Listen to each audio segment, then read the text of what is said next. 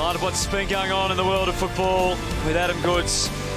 Today, it's all about fairness and respect, and a couple of legends of the footy club. In fact, two or three. With Byron Pickett out there, Gavin Wangadine, and the great Nicky Winmar. For the toss of the coin, Travis Boak, and in the absence of Nick Revold, Jaron Geary doing the honours for the Saints. Travis Boak winning the toss and kicking right of screen. It's a cool day, hoping the rain will hold off. The man on the boundary will tell us about all the conditions and give his view from downstairs is Ben Dixon, former Hawthorn gun forward. Afternoon to you, Dicko, once again. Thanks, Hutto. As you mentioned, conditions are absolutely perfect down here for football. The atmosphere is built up too. Standing by the race, interviewing Kenny Hinkley, was just standing on end my hairs. I can tell you right now, it's a big game of footy ahead.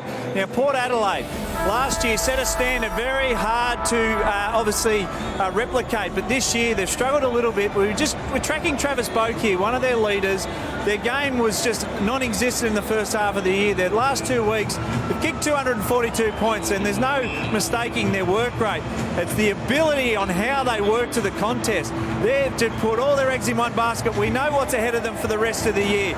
Leading from the front, Spokey, Ollie Wines, Gray the same. They've started to get their game going again, but it's their intent. It's not one effort anymore. It's two, it's three. They know what's at stake, as I mentioned.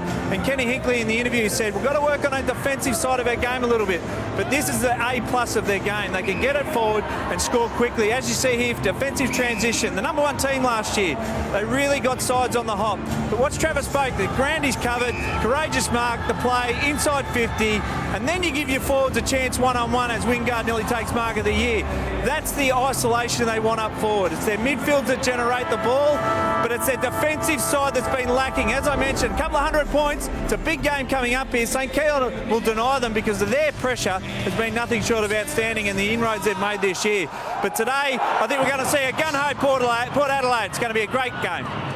Thank you, Dicko. Let's hope so. As we saw there, the numbers have been high and entertaining when, well, either of the Adelaide sides have been playing.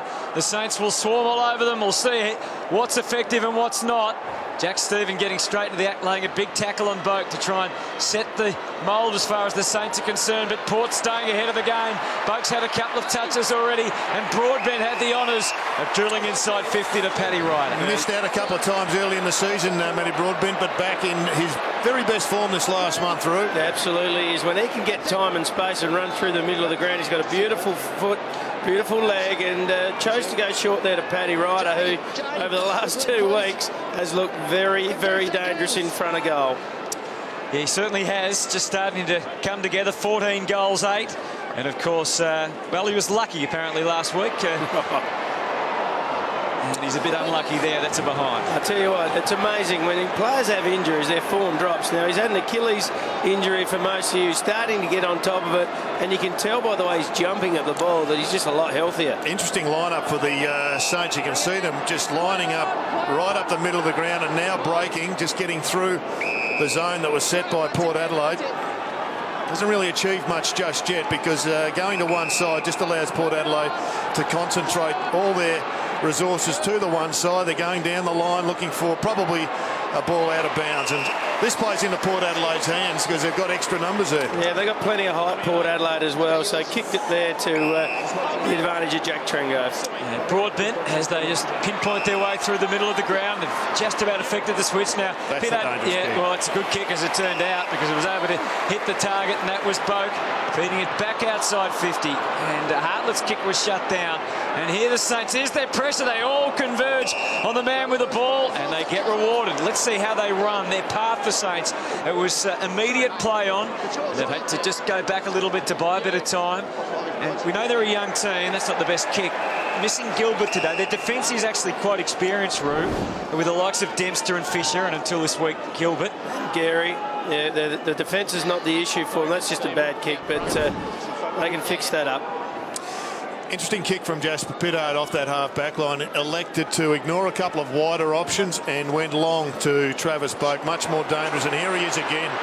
He escapes the clutches of Jack Stephen, and Ryder looks menacing. Hugh Goddard, great to see him getting a real chance in his first season. They made him work pretty hard in the VFL to earn the right to to wear the Saints colours, and he's seen a couple of nice things in a couple of games. If you look at the top of the screen, we just saw the direction from Ollie Wines. Kick it long. We're just basically dragging players out of the St Kilda defence, and it was an excellent kick. Should have resulted in a goal. Longer just did enough. Matt White, good tackle. back in the team last week. You got the hunger of the Saints. The swarm working pretty well early in the piece. Of course, no Nick Revold up forward, so it'll be interesting to see how their forward line functions. Stay 1 metre back this way. Longer did enough. Ollie Wines, the handball kept them ahead of the Great game. smother. But Moore's kick smothered, denied again. Ebert tried to squeeze it out. Tanya, he's swamped. Westhoff! Oh, the Hoff. Well, not the usual way the Hoff gets on the scoreboard, but doesn't matter. West off the ground on that occasion. It was a good opportunistic goal, but it was against the flow of play in some ways. I thought Sam Fisher's smother was excellent. They just couldn't get the hand on the ball cleanly enough, and it just kept on spilling out, and there it was, out of the air. Well, he actually got the smother off Geary and then backed it up. So when your big men are doing that, it's a good sign for Port Adelaide. Tell you what, Travis Spoke, the skipper's on fire early as well. He's had 4 disposals after 3.5 minutes. Yeah, 28 disposals and 2 goals last week, 32 and 2 the week before. No one has to be told how dynamic and important he is. Armitage will have a second crack at it. He's given the luxury to do that and kicks them inside, just inside the 50, but not for long. Pittard tries to round it up. His handball was meant to be destined for O'Shea. Sloppy hands, though. Never arrived. Head down first. Trengove had it ripped out of his hand. Hickey did that. Yeah, he did it pretty well. Nimble for a big guy. And O'Shea given time enough. That's excellent hands. Not to somebody inside the same pressure loop. Outside, and you get the relief. That's on the full. No, it's not. It's not. That's what St Kilda boys do. They're just going a little bit small there as well. They know if they get in their forward half, they must lock it down. Port Adelaide last 2 weeks been very dominant from their transition and scoring, as we mentioned, a couple of 100 points. So you'll notice that they're getting their smalls there just to obviously saturate that area. And they've got the 3 tools, as you said, which is going to be interesting to see if they can apply the pressure required to keep it in if they get it in. Even numbers. Good jump. Yeah, McCartan, he took a couple of nice contested grabs last week. He took 9 overall, didn't he? So, yeah, looking forward to having a look at the #1 draft pick. 9 marks, just kicked the 1 goal, but was able to take some real genuine one-on-one grabs, which obviously is a great sign at this early stage of his career. Stephen waiting for it, got it from Dunstan, tried to work it back. Oh, good crumb. Sinclair, he just didn't get the right purchase on the kick at all. Yeah, you'd expect a small forward to either kick it or just miss a shot on goal like that. That wasn't a tough one for him. Great crumb, though. He's kicked 15 goals for the year. Jack Sinclair been a real revelation as a young rookie. Holmsch bangs it up to halfback. Fisher did well against Schiltz. Good tackle. Westhoff. Somehow he's got out of there to make the clean escape. Robbie Gray looking really dangerous. Out wide. Inside the 50. Will the kick get there? The bounce was skew-if. Well played by Goddard. Prepared. He's shown he's prepared to wear a bit of physical punishment for the betterment of the team. Good rebound. It was News. Oh. Just took that extra step. Well, that was a goal opportunity gone begging there for the Saints. They had it all set up, and he was off. Oh, look at this kick by Pittard. Well, just get through the Ollie Wines handball. Trengove and guide it down Cleary to half forward. Here's Ebert. That's a damaging looking kick. Young was waiting for it, just had to wait longer than he would have liked. Robertson did enough, but here's Wingard in brilliant goal kicking form. Just like that. Well, there's a double whammy. At one end, Sinclair misses his, and at the other end, the Wizard goes to work. The finisher. Gee, he's been in good form. Let's have a look at this, see if it was out. No, it was on the line, so correct call. And have a look at Wingard. One step, he is just unbelievable. Just snapping and finishing, and he's had a brilliant year again, Chad Wingard. He's such an exciting player. I'm pretty happy about it. He's kicked 3 goals in each of his last 4 games, and before that it was a 5, a 4, another 3. So he's been prolific as the season's gone on, right back at his best, if not better than what we'd seen previously from the Chad. Well, he's got 39 for the year now, Chad. You'd expect him probably to hit 50, so any small forward that kicks 50, Jared, is having a big year. He's also close enough to penning his name in an All-Australian side with 50 goals as a small forward. Real danger signs for the Saints early. White goes searching. Oh, who was that? Jay Schultz. He's hurt himself. I think Hoff's going to get another opportunity, and he has started particularly well. Have a look at this from Schultz. Oh, it's a good way to hurt yourself. Good to watch, though. Not a lot in the... I mean, really, considering all the bodies that were there, was it a definite free kick, did you think? I didn't see the free, I've got to say, Hutto. But I was watching Jay Schultz. So Westhoff for his second already. Oh. It's a letdown. One the Saints really needed. I think the footy gods might have played a part in that one. Maybe. So can the Saints get the game back on their terms? Once again, lining up straight down the middle corridor. Spreading, trying to get some width in their disposal. Kick, this one. McCartan was waiting for it. Well done, Ryder. Manoeuvred himself to get into the mix. There's Weller. He's been good form as a mid-forward. Nunes out wide. Snyder. Good run. At the next obvious target, Josh Bruce. Needed to be cleaner than that. Frustrated. Wasn't the best kick towards Bruce. He did get both hands to it, but made it a lot harder than they needed to with that pass. Kicked 5 goals when they played against the Crows here earlier this year.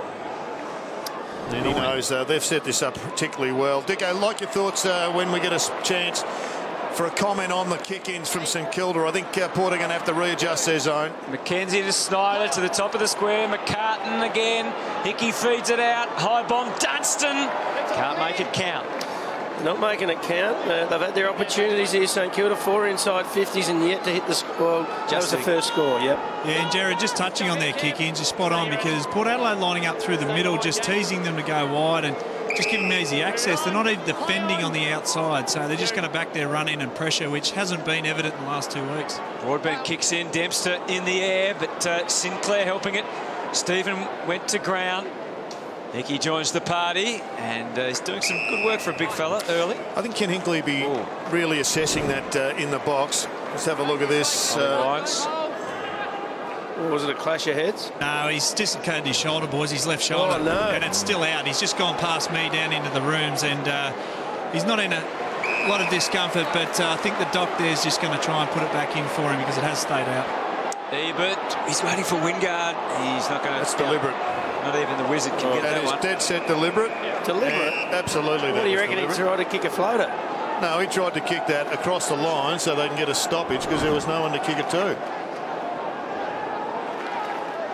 He wasn't trying to do anything else with that ball except get the boundary line.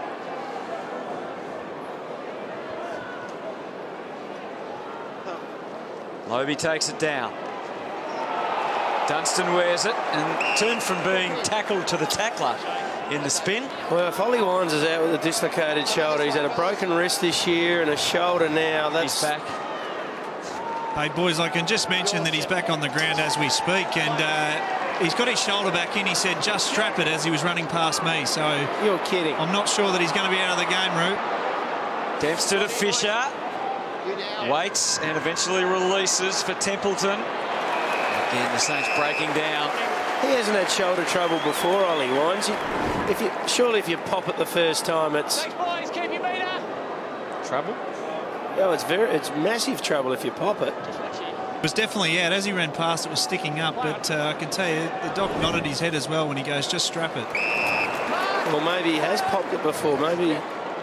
Might be a bit of Mel Gibson out of Lethal Weapon. Yeah, exactly right. Just whack it against the locker.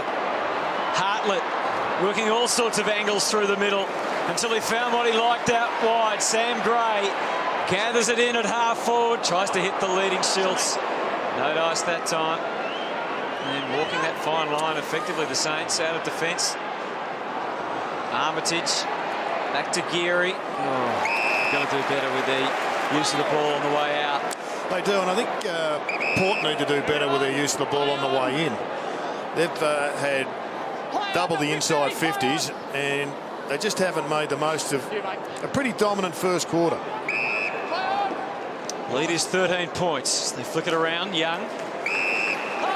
Up to Mark. Might have to switch it again here. They've got no one to go to. But St Kilda set up very well. Very well. So they need a good bounce, and two Saints players converging on the ball. The Saints obliged, and it left a few holes. They picked them beautifully. Absolutely superbly. Piercing kick from Westhoff, and Moore takes the mark. And more this game is about having great peripheral vision and great decision making. He could have gone long, could have blazed away, could have got goal post blindness, but he looked at all options and he finally found the right one. Open up the goal face to a spare man. We saw the swarm. They swarmed around the play, but he got the handball over. And if the swarm doesn't work, yeah, you can only have. There's only so many players on the ground, aren't there? And Moore is able to capitalise, and Port get the reward thereafter.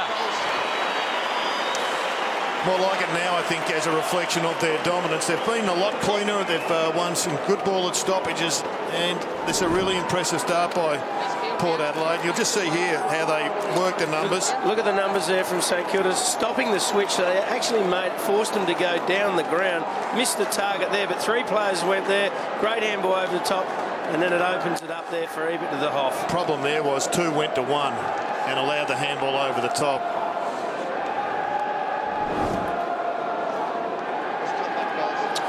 Well, Andrew Moore, 4 disposals and a goal. Just his 4th game for the year. He's had a hard time cementing his place in this Port Adelaide team. Yep. Give him some early confidence. Armitage up and down on the spot. Montagna gets in, all hands on deck, needed for the Saints. Now they change the angle and get a bit of run going through Savage. And then Hickey, wide to half forward. Young's going to be there on the intercept. He tried to allow his teammate Trengove to come through. They all bowled over. Armitage pounced. Nunes dabs it. McCartan leading strongly.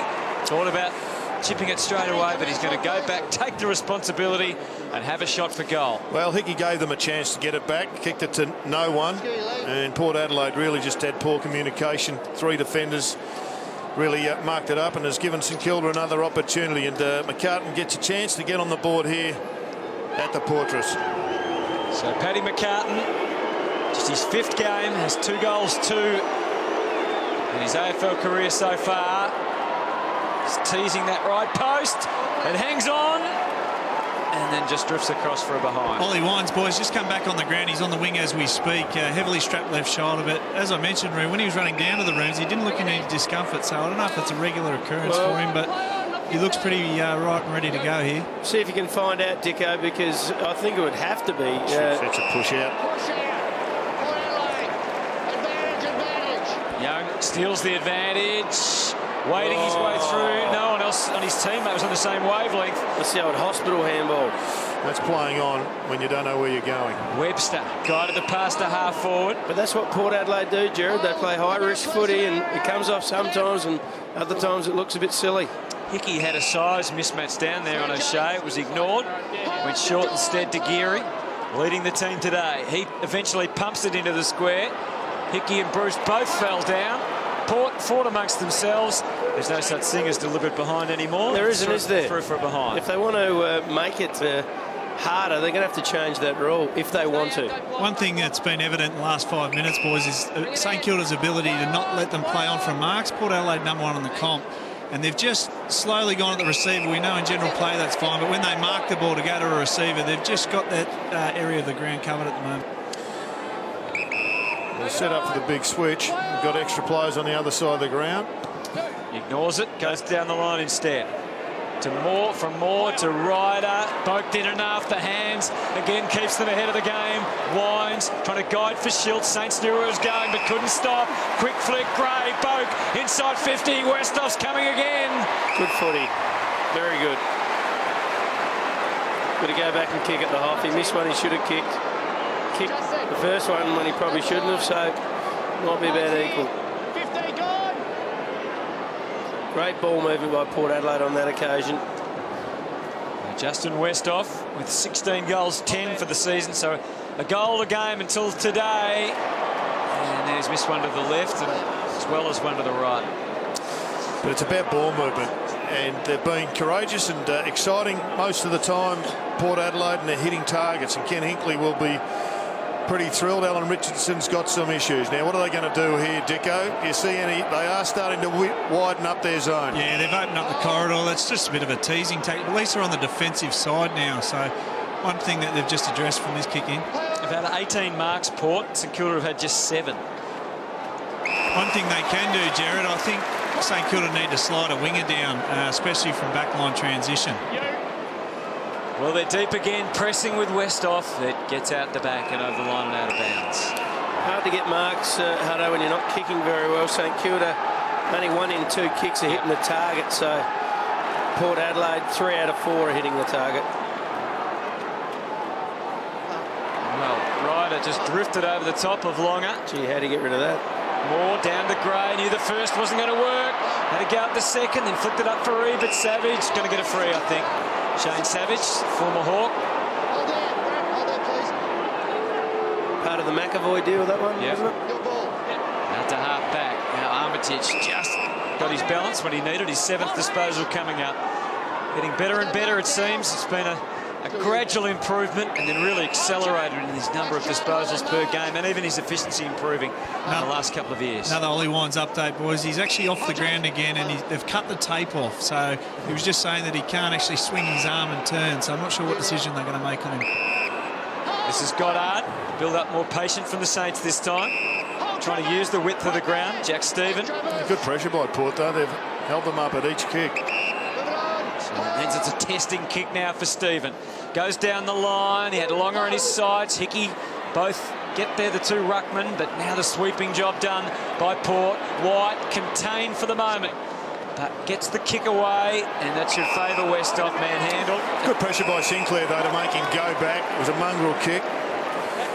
Both sides not allowing the opposition to switch, boys. Have a look in you'll see players getting along that side of them, making a kick down the line. It was a risky kick, and in the end it did turn the ball over. But the Saints far from clean with their hands.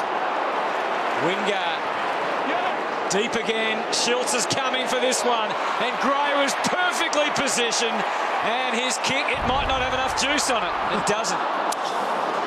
And he's the great concern for Saints supporters, because they've been quite dominant, Port Adelaide, and Robbie Gray really hasn't had a major impact just yet. Saints are fumbling and bumbling their way down the ground at the moment. They need some cool heads. Templeton at half back. Geez, it's hard to get clear. They've got really a fantastic team defensive network going at the present time, making ball movement by St Kilda very staccato, very difficult. This time they've found a way through. They have, and it was through some good patience from Montagna. He waited till he had something to go to. Sinclair with a kick inside 50. Oh, surely it was a free. I thought he got some contact in the marking contest. It doesn't matter. It's a goal anyway to the Saints. Kicked by Dunstan. Well, it took them a long time to find a way through. I agree with you, Hutto. It looked like a free kick to Hickey, but in the end it didn't matter. Dunstan worked particularly hard to go from the midfield to the forward line to get up and create that opportunity. Yeah, he could have got the ball at half forward, really. They burned him and went long. Let's have a look, see if it was. Well, he wasn't watching it, old Jackson. He gave him a smack around the chops. Probably lucky to get away. That didn't matter in the end, because Dunstan really did work hard, as you said, and push forward and snapped a good goal.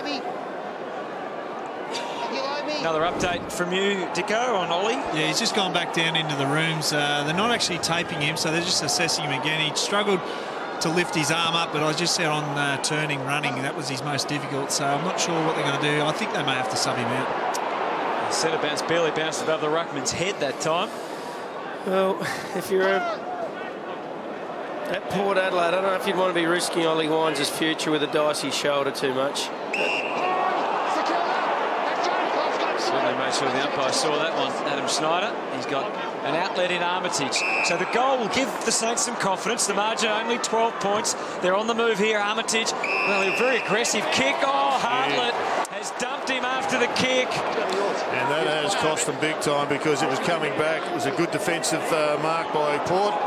Yet now it becomes an opportunity for a goal.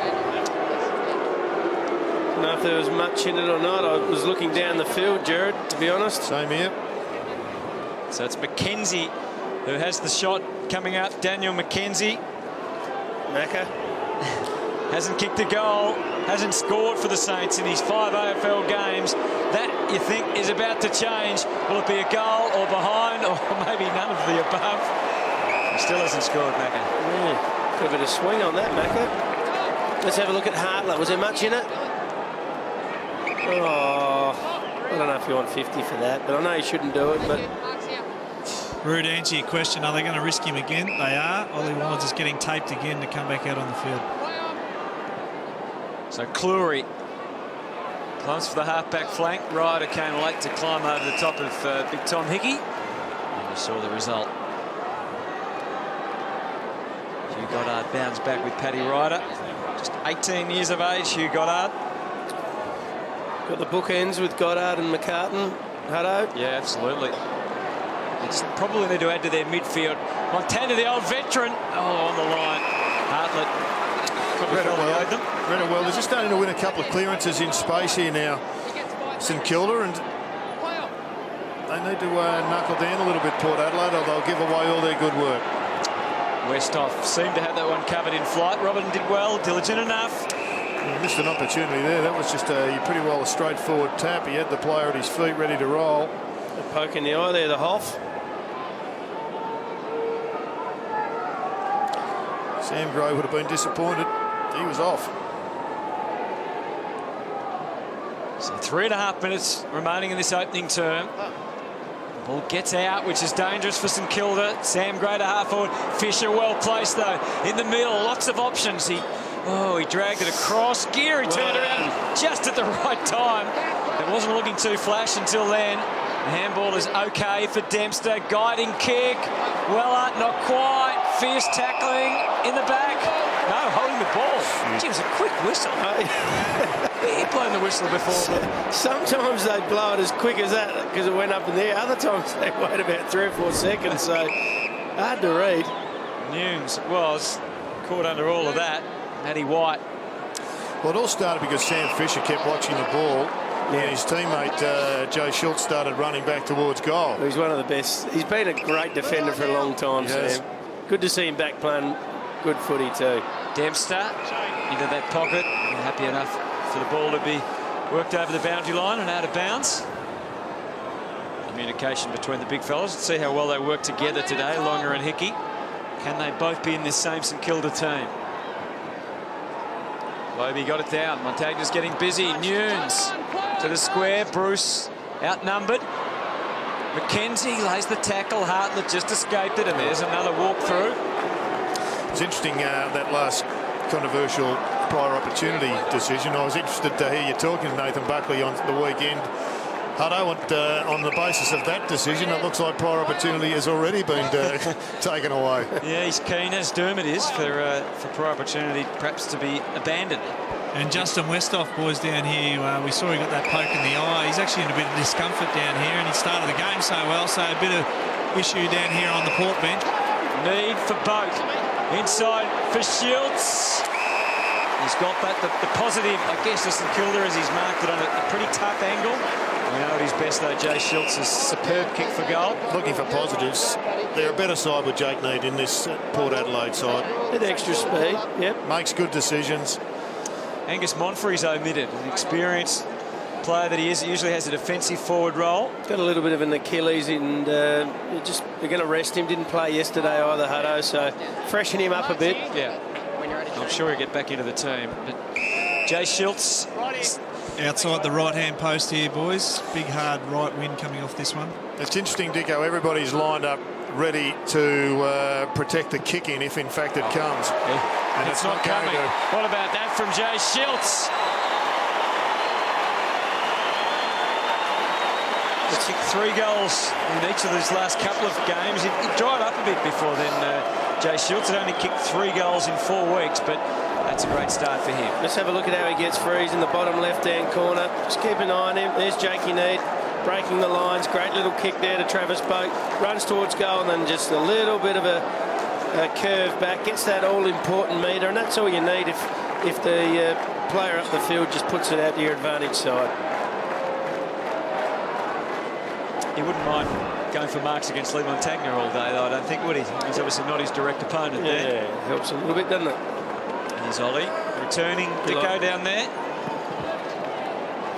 You like doing one-on-one with you, Hutto. Thanks, bro. Young takes them inside 50 and he's out again.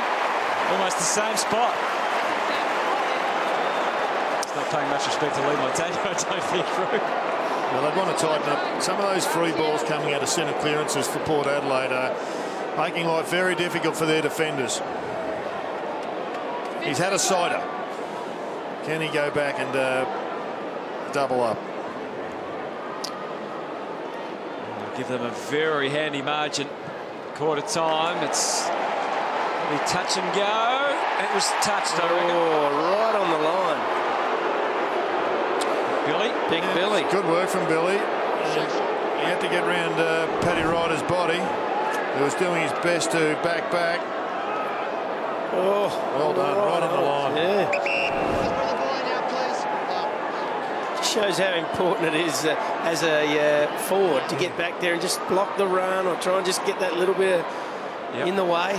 Robertson banged it up onto the wing, but this is where all the numbers are for Port Adelaide right now. O'Shea makes the defenders nervous. Wingard at the front. Oh. Missed out, but gee, he was slippery. He looked as if he was setting for the hanger, and then he went to the front of the pack. Just that ability to make that right decision, Jared, to get to the spot. So many match winners in their side, and that's why people thought they were a dead set premiership contender this year, whether it's Wingard or Gray or Schultz. I love forwards who are capable of taking a big mark, small forwards, because it makes you just so much more unpredictable. His opponent thinks, gee, am I going to block the ground or am I going to cover the air? Hard to match up on, Jared. But they have to make the right choice of when to go and when not to, don't they, as well? Yep. If he caught that one last week, cracker, he was horizontal. Would have gone around the world. So, opening quarter is concluded and Port Adelaide 4-5-29, leading St Kilda 1-4-10. They went inside 50 on 4 more occasions. They had 20 more disposals, and they also easily won the contested possession. So all the numbers pointing Port Adelaide's way, but they have a couple of injury concerns, so the Saints are right in the game. It's a 19-point margin.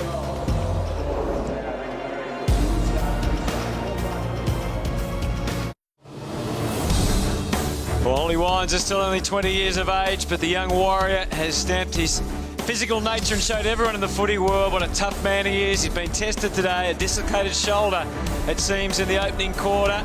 He's been patched up a few times, and, well, we'll get the latest on his condition in just a moment. We'll get down to Ben Dixon. But tough opening quarter for the Saints because Port Adelaide getting their running game going and the Saints defence really being tested. Port 4-5-29, leading St Kilda 1-4-10. Jared Healy and Mark Rashudo, you've got to be impressed with the way Port Adelaide have played in this opening term. Absolutely, they've been very, very good. Some of those centre clearances have been fantastic, but interesting what they're doing here, Jared. Well, it was. They set up pretty shallow, Port Adelaide, but guarding the corridor in response to the way St Kilda set up with all their men essentially down the corridor. Then St Kilda went to the space, trying to get wide. Eventually, Port Adelaide pushed their players a bit wider. Let's hear from the coach of the Saints. Thanks, Hutto. Alan, Lee Montagno was talking to the boys just from an on-field perspective, but you came out and instructed. What was your take on the first? We were just really tardy in terms of getting to the ball. At times when we defended well and we caused them to punt long, we just didn't get numbers over to support, so that was disappointing.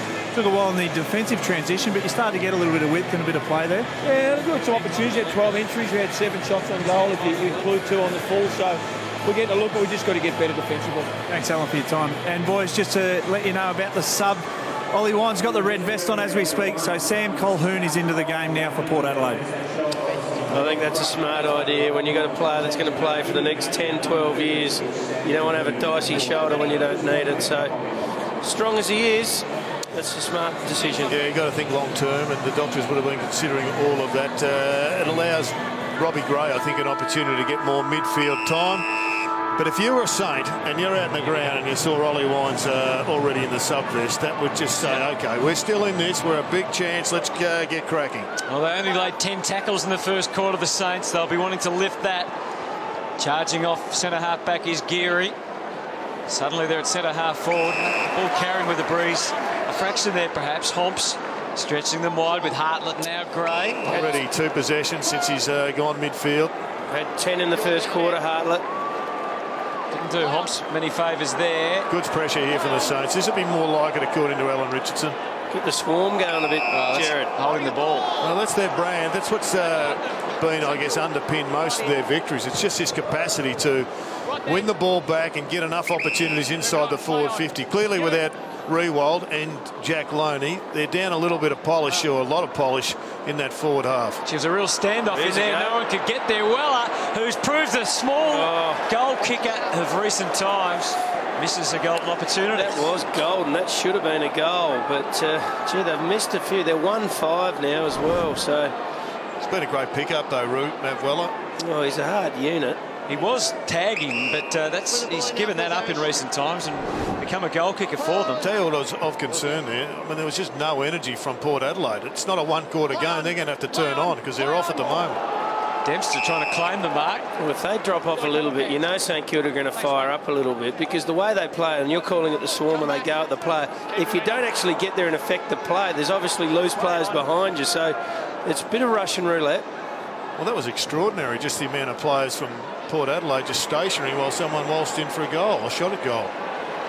Ebert well organised, though, by Port Adelaide. And Boak knew the angles. And was able to take it out to White. This is the man they need to get up and running. It's a trip advantage. Westhoff. Schultz will mark this. Jeez, that was... No, he didn't. A late advantage call. The kick was already effectively gone, but nevertheless, it was to their advantage. Dunstan just squeezed the kick out, and Armitage came a fraction late. Jared, do you reckon they should even blow the whistle and say at that point? Because it would put them off, puts everyone off. I've never believed that no other field sport blows the whistle, but it's difficult. The umpires, we've just discussed it with them, and I think they need to signal to the crowd, etc. But they could use another. They could use another mechanism with an arm in the air, etc. And very nearly holding on for Jay Schultz as well by Sam Fisher. Clumsy, came with an apology from Armitage. The next handball did nothing at all for Boat. And Montague's a little bit over-eager to get the tackle on, maybe before the ball really arrived. Now he's not paying attention because they're running forward again. White bangs it up. Ryder's got the ride, but can't hang on, and Wingard is quickly clamped. I think the illegal tackle came over the line. Over the line, is that what you're giving him? I'm giving him that, Roo. Fair enough. It was interesting looking at Paddy Ryder. You've got to ask how that Achilles is, because there was not a lot of loop there. He only just got off the ground and he had the sit. He's rucking there, down to Gray. And well stationed, take the mark is Webster. Goes short, so they just poke the ball around in the back pocket. And Fisher, well done, all hemmed in by Westhoff, good pressure. And they're celebrating the pressure. High fives for the pressure. He gave him a little jab. He gave him a little jab there, Robertson. Well, Dylan Robertson really struggled last year with his fitness, but he's been on excellent form of late, coming off a 23 disposal game. The former Fremantle's Docker gets it out, back to half back. Holmes approached it and was already into his move. No, did they ping him? No. Josh Bruce and McCartan both up the ground. Here's Paddy Ryder. He's got the sit. Maybe he didn't have the timing right. A little bit of a push, but not the leap that we've known from Paddy Ryder. Armitage couldn't find a clean out. Now Need. 40 from goal, 30 from goal, and the footy straight through the goal. Port in action again. Jakey Need, he's a live wire. Showed some parts of the season last year were brilliant. He tied off, he got back into the side late, and sort of been in and out a little bit this year. But at the moment, he really does look like he's adding something to the power side. Just got to get the bit of consistency into his game. But he's a good little goal sneak. The Saints have got to work their disposals out at the present time. They're winning some ball, but giving it back way too often. Just effectiveness, 33% at the moment. Starting to blow out here, the margin out to 24 points. Block St.Kilda. And spot on. You just can't walk across the line, and the umpires are making this blatantly obvious and push the opposition ruck out as Port Adelaide just did. Saints playing in front deep. Bruce got both hands to it. Just got worked off the ball a fraction, perhaps. Cleary edging the kick for O'Shea. Push out, Hamish. looking for the exit strategy. Most of the bases are covered by the Saints. They did well, the Saints. And come up to the kicker and make him kick up and high to give the players down the ground a chance to spoil, which they do, and it's over the line. Interesting just having a look at those flags, Rube. The top of the green, so the top of the scoreboard. They're all over the place, but it looks as if Port Adelaide have had the advantage 2 quarters in a row. It's just, they're wafting around a little bit. It's not enormous. But That is what you call a home ground advantage, if you can organise that. What do you make of the conditions, Dicko, wind-wise down there? Well, there's no wind at the present, but before, as I was talking through Jay Schultz's, there was a hard wind coming off the right, so I think it's going to come from left of screen and swirl a little bit and then out again. So very similar to the old MCG swirl. So I think it's not going to favour either team at any stage. Dicko, what's going on with Robbie Gray down there? Have a close look at two. He looks a bit proppy down there on the boundary. Yeah, his last disposal, you can remember when he got tackled, he was brought to the ground. I think he just jammed his ankle, his left ankle. So he's telling the doctor that he was a bit ginger when he came off, but running up and down now, he looks a little bit better. I think you'll see here, just underneath, see his ankle, his right ankle. Yeah. That's the physio background, Emmy Rue. I just picked that up straight away. Good work. another breakdown there for Port Adelaide. Kick essentially looked as if he was trying to hit Sam Fisher on the chest, and he did. Young heaves it up inside 50. 2 on 1. Right, have to be careful not to infringe. Well done, Goddard. Impressive route. Yeah. Saints fans would love seeing that. It's the benefit of being down the bottom of the ladder for a while. You get some good draft picks. 196, Hugh Goddard, so 6 foot 5.5. Just bounces before it goes over the line and out of bounds. So gets a bit messy down there, Robertson. We've got to ask why he handled, kicked in the first place. It was never going to be 15 metres, so you're always going to have some pressure on the receiver. You may as well have handled. Longer did well to come back with the left arm and get the tap down. Loe, but claiming the footy, they claim him. Robbie Gray's back on the field, boys, but his right ankle, they didn't re-strap it or anything, so he's looks a little bit proppy though. He's got that Dane Swan run about him. Always looks a bit ginger. And then he goes and gets 35 touches. Kicks through. There's Ollie Wines, his day ending prematurely with a shoulder injury. Snyder, did he have an opportunity? And he's done enough to the umpire though to say, no, I'm trying.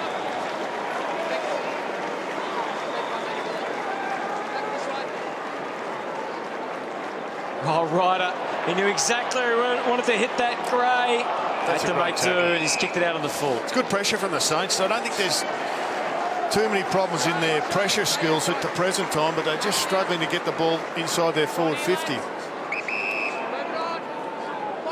So it's all about ball movement for them. Savage and Hobbs, gee, that will disappoint their coach Alan Richardson, taking the mark uncontested and allowing Port to get into their flow. Oh, Ebo. Seen that before. Sinclair. Well, this is the opportunity you get to pinch a goal. Bruce, can he use it well? McCartan will mark it. Oh, yeah, in fact, he doesn't mark it because he never got there. Well, that's the kicking you're talking about, Jared. I mean, the difference between that kick there and actually hitting your target's a shot on goal. Absolutely. Simple It's not a kick difficult kick. I mean, that's just a hack. Like, he's got 15 metres on his opponent. It's not like he's got half a metre. It was one of the reasons that they didn't think he was necessarily the answer in defence, Josh Bruce, because of his kicking. Hasn't been a problem when he's been shooting for goal, which is interesting, isn't it? But yeah, he might have been foxing with him. Field passing. Savage. Good pressure here from Port. Just got to Geary, revised his decision, then got it out somehow to Nunes. He had a handball inside there, he just didn't see it. Instead into the pocket, and that's an excellent work by McCartan. Nice. Well, it was the right decision to leave your teammate, but if you can't impact on the spoil, you can't run past the teammate, and St Kilda have given an open invitation to come forward there. So big Paddy, he's 6 foot 4.5 and already 95 plus. I reckon he might be a bit heavier than that. We'll be pushing 100 by the look of him. So McCartan, he's got a pretty good angle on that. It's close, but just the wrong side. So a couple of shots for goal from McCartan. Yeah, Matty White, you just see him there he goes past Geary, and then Geary was smart enough to get the ball forward. And White almost intercepted, but he had to take the body with him. Broadbent hoping for Lobie. Fisher did enough to deny. Now Armitage with Boken close attendance. Went to ground. Stephen.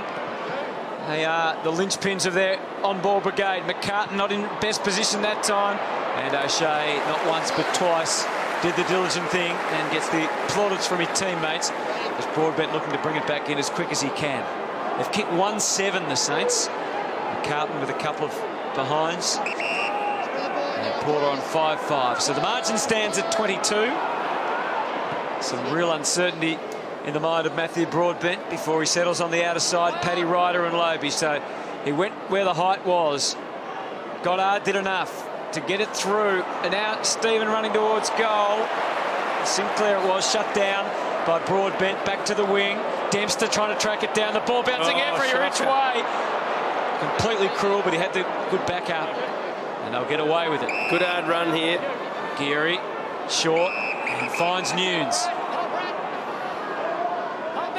Well, they've controlled the ball for a fair period of time, St Kilda, but just can't find that final linchpin to get it through the sticks. Templeton. Starting to amass more possessions in this term. Looking to honour the short pass a little more. Nunes. Lobie's sitting right back in the gap. Oh, he got it. Big fella's got it. Dragged it down, Tom Hickey. That's what he can do. He's pretty comfortable in front of the sticks with kicking goals. I'll put the Moz on him directly, but he can also take a big mark inside the forward 50. We saw him do that earlier in the season in one of their victories at Etihad Stadium. So he's had to fight hard to get his spot back in. It opened up with Rewald being absent today. Interesting that Mimbry was the sub too. He's an odd player to have as the sub. Tom Hickey just needs to convert. The Saints only one goal, and well done, Jared. Yeah, he fixed him up beautifully. And that's 4 behinds for the quarter. Well, it was a pretty ugly chip kick, wasn't it? He didn't kick through it at all. And another opportunity gone begging for the Saints. 5-5 to 1-8. It's starting to become a major problem. They've had 5 more contested possessions than Port Adelaide. They've had 10 more disposals in total. And they've had 2 more inside 50s, but they haven't kicked a goal. And Port have. Needs on the fly now. Was confronted. He knew it was coming. So able to work it out wide where he found some support. Colquhoun driving to half forward. Well, Dempster just read that better. That work rate was just so good. Justin Westhoff, he had to come up to the ball. He tried to time it, but it was Dempster that read the pressure of the kicker earlier, and great intercept mark. That is an outstanding mark. He's only against a smaller opponent, but it was not easy at all. Stephen linking it well out of defence now. Robin had tried to change the shape of the kick. Bruce. Inside 50. Bruce from the pocket. Didn't have much time to size it all up. And unfortunately for the Saints, it's another minor. Well, they've had the same amount of scoring shots now, the Saints, but they're 20 points behind, so not good. Pittard chasing tail here, the Saints on the way out. Kick. He's not going to make it. Savage intervenes. Well, that's the fine line too in modern football with 18 blokes right in front of you. The kick has to be perfect, otherwise quite often it'll get turned over. Oh, he saw something he liked at centre half forward. Sinclair, McKenzie got past 2 and then gave it back. Brilliant play by the young Saints. Can't miss from there. And he's put it through. Sinclair, great running. Super talent, Sinclair. He really has got a good footy brain. Surprised he was at the rookie level. Such has been his work throughout the season. Look at McKenzie's speed here as well, if you don't mind. Good? Bang, bang, bang. Took 2 of them on and opened it right up. I was convinced about Port Adelaide's work rate in this term, Rue. I reckon it's just off a bit, and it's allowing the Saints, who have probably gone up a notch, to just track back into this match. Well, they wouldn't be happy, Port Adelaide here. St Kilda have had 8 inside 50s, 1 goal, 5, so could easily be a lot more damaging. Centre bounce, Ryder, the perfect guide, down to Gray. Chad Wingard waiting, he's trying to work into it, can't mark. back. It's a dangerous ball. Colquhoun, Schiltz. Well, I was going to say it was too easy. Did he get it in the end, Chad? I think he has. You reckon? Boots are behind. 2 seconds. Yeah, that was over too. Score review. Umpire's call is touch, one behind. Please make sure it wasn't kicked by a Port Adelaide player for goal.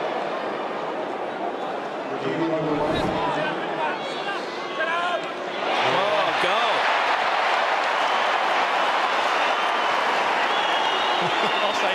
Review completed. The score is a goal. It was kicked before goal. Well done, Wingard.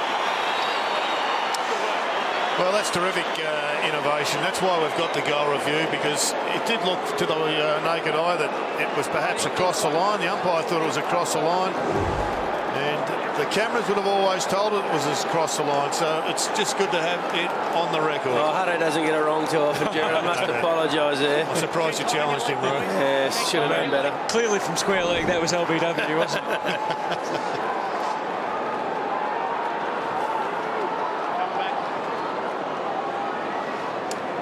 That's too easily conceded as far as the Saints are concerned, but a wonderful response for Port Adelaide. And again, you talked about it earlier, though, some of their clearances out of the middle have been clean, and they want another one. They just a trap this time. G. Ryder looks good in the middle. He does jump, and quite often he is 6 or 8 inches above the opposition ruckman's hand. That's why Boak is so dangerous. You can't just ball watch if Boak's your opponent. He's too clever. I think when Ryder's in the middle and he's in good jumping form, your midfielders on the deck have got to play from an opponent. You can't afford to just cover a zone, because you'll get free ball out of the middle.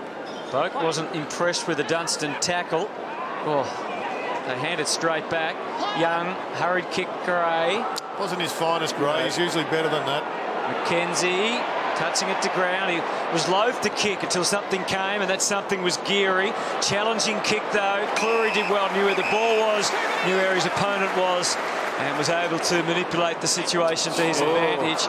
Here's Armitage to challenge Ebert, which he did. Ebert butters up, but it comes to Armitage at the back of the pack. Flicked it through. Weller had options left and right, and he kicked it as long as he could to the square.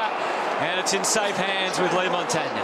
Just a few butchered balls here by Port Adelaide. All of a sudden, they're kicking at 50%. Robbie Gray, a bloke who's usually as good as anyone in the competition. He's only hit 1 out of his 5 kicks in this quarter. Straight through. We've kicked a couple of goals now without a behind. After missing so many early. 3-9 to 6-5, the margin, 14 to go. Yeah, you just mentioned the defence, Jared, a couple of times. It's been a bit inconsistent, but this is what Kenny Hinkley was talking about. Are they going to tighten up? You can see Port Adelaide players working a little bit harder left of screen than the St. Kilda. I mean, that's what forced that kick wide. They did it on a number of occasions, but at least the last 5 minutes, they've dropped right off defensively, Port Adelaide. Well, it's been a knock on them most of the year, in fact, boys. They're pretty happy to go forward, but not back.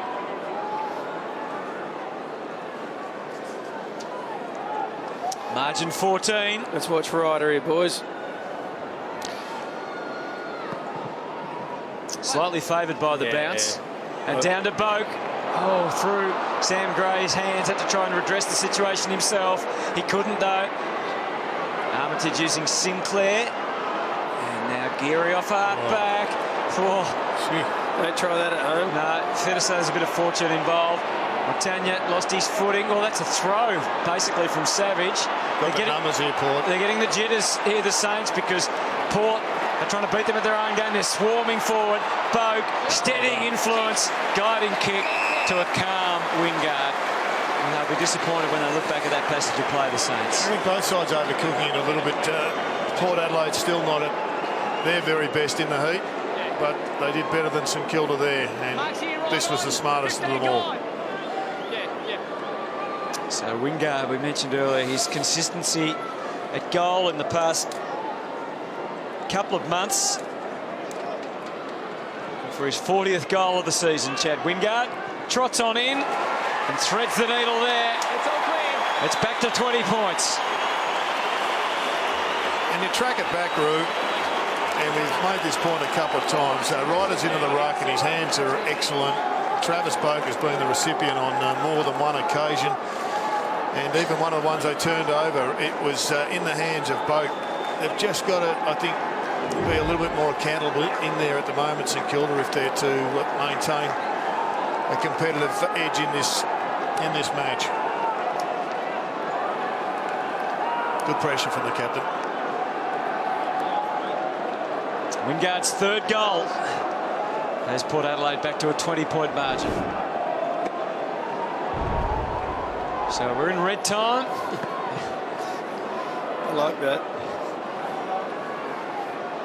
It can be so important as players tire late in quarters to do something, just have to sustain the effort all the way through, and that is reflected in skills often and decision making. And that one out on the full from Weller. Hands it back too easy. Now it's play on as he changed his line of angle while he was out of field of play. You've crossed the line to come into the field of play, and then you've stepped out of the field of play. A little technicality that players really don't probably even know that wrong, some of them. Very handy for the Saints right now. Port looking to launch off their half-back line. Instead, they've got to defend away here. Longer kept it under his nose, charging through Weller. Got the handball back. Wingard got in as well. Hard to get anything clean. Wingard sublime with his skills. Gray couldn't on that occasion. Nunes flew to break even. Great knock-on by Robbie Gray. He just timed it. So he got the back of the ball and flicked it out to the boundary line.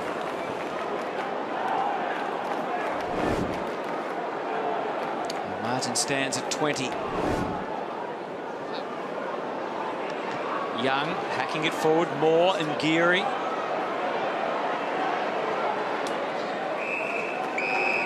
And taken over the line by Dempster.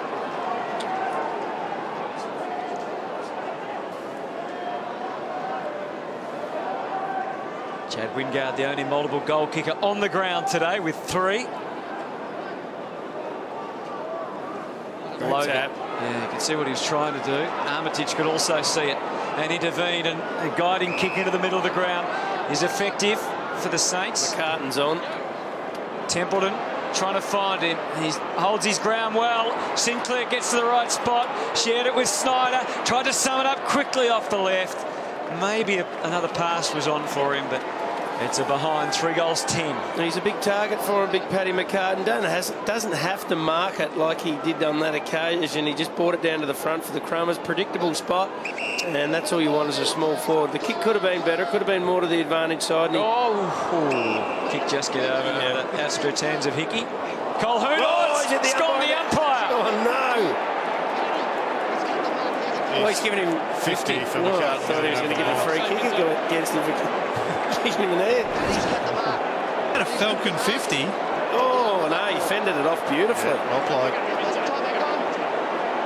Oh yeah, a bit of martial arts there.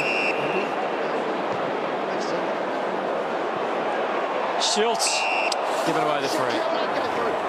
You could easily argue, haven't you seen my mark of the year from a few years ago? That's not unrealistic. He's had a couple of cracks today, Jay.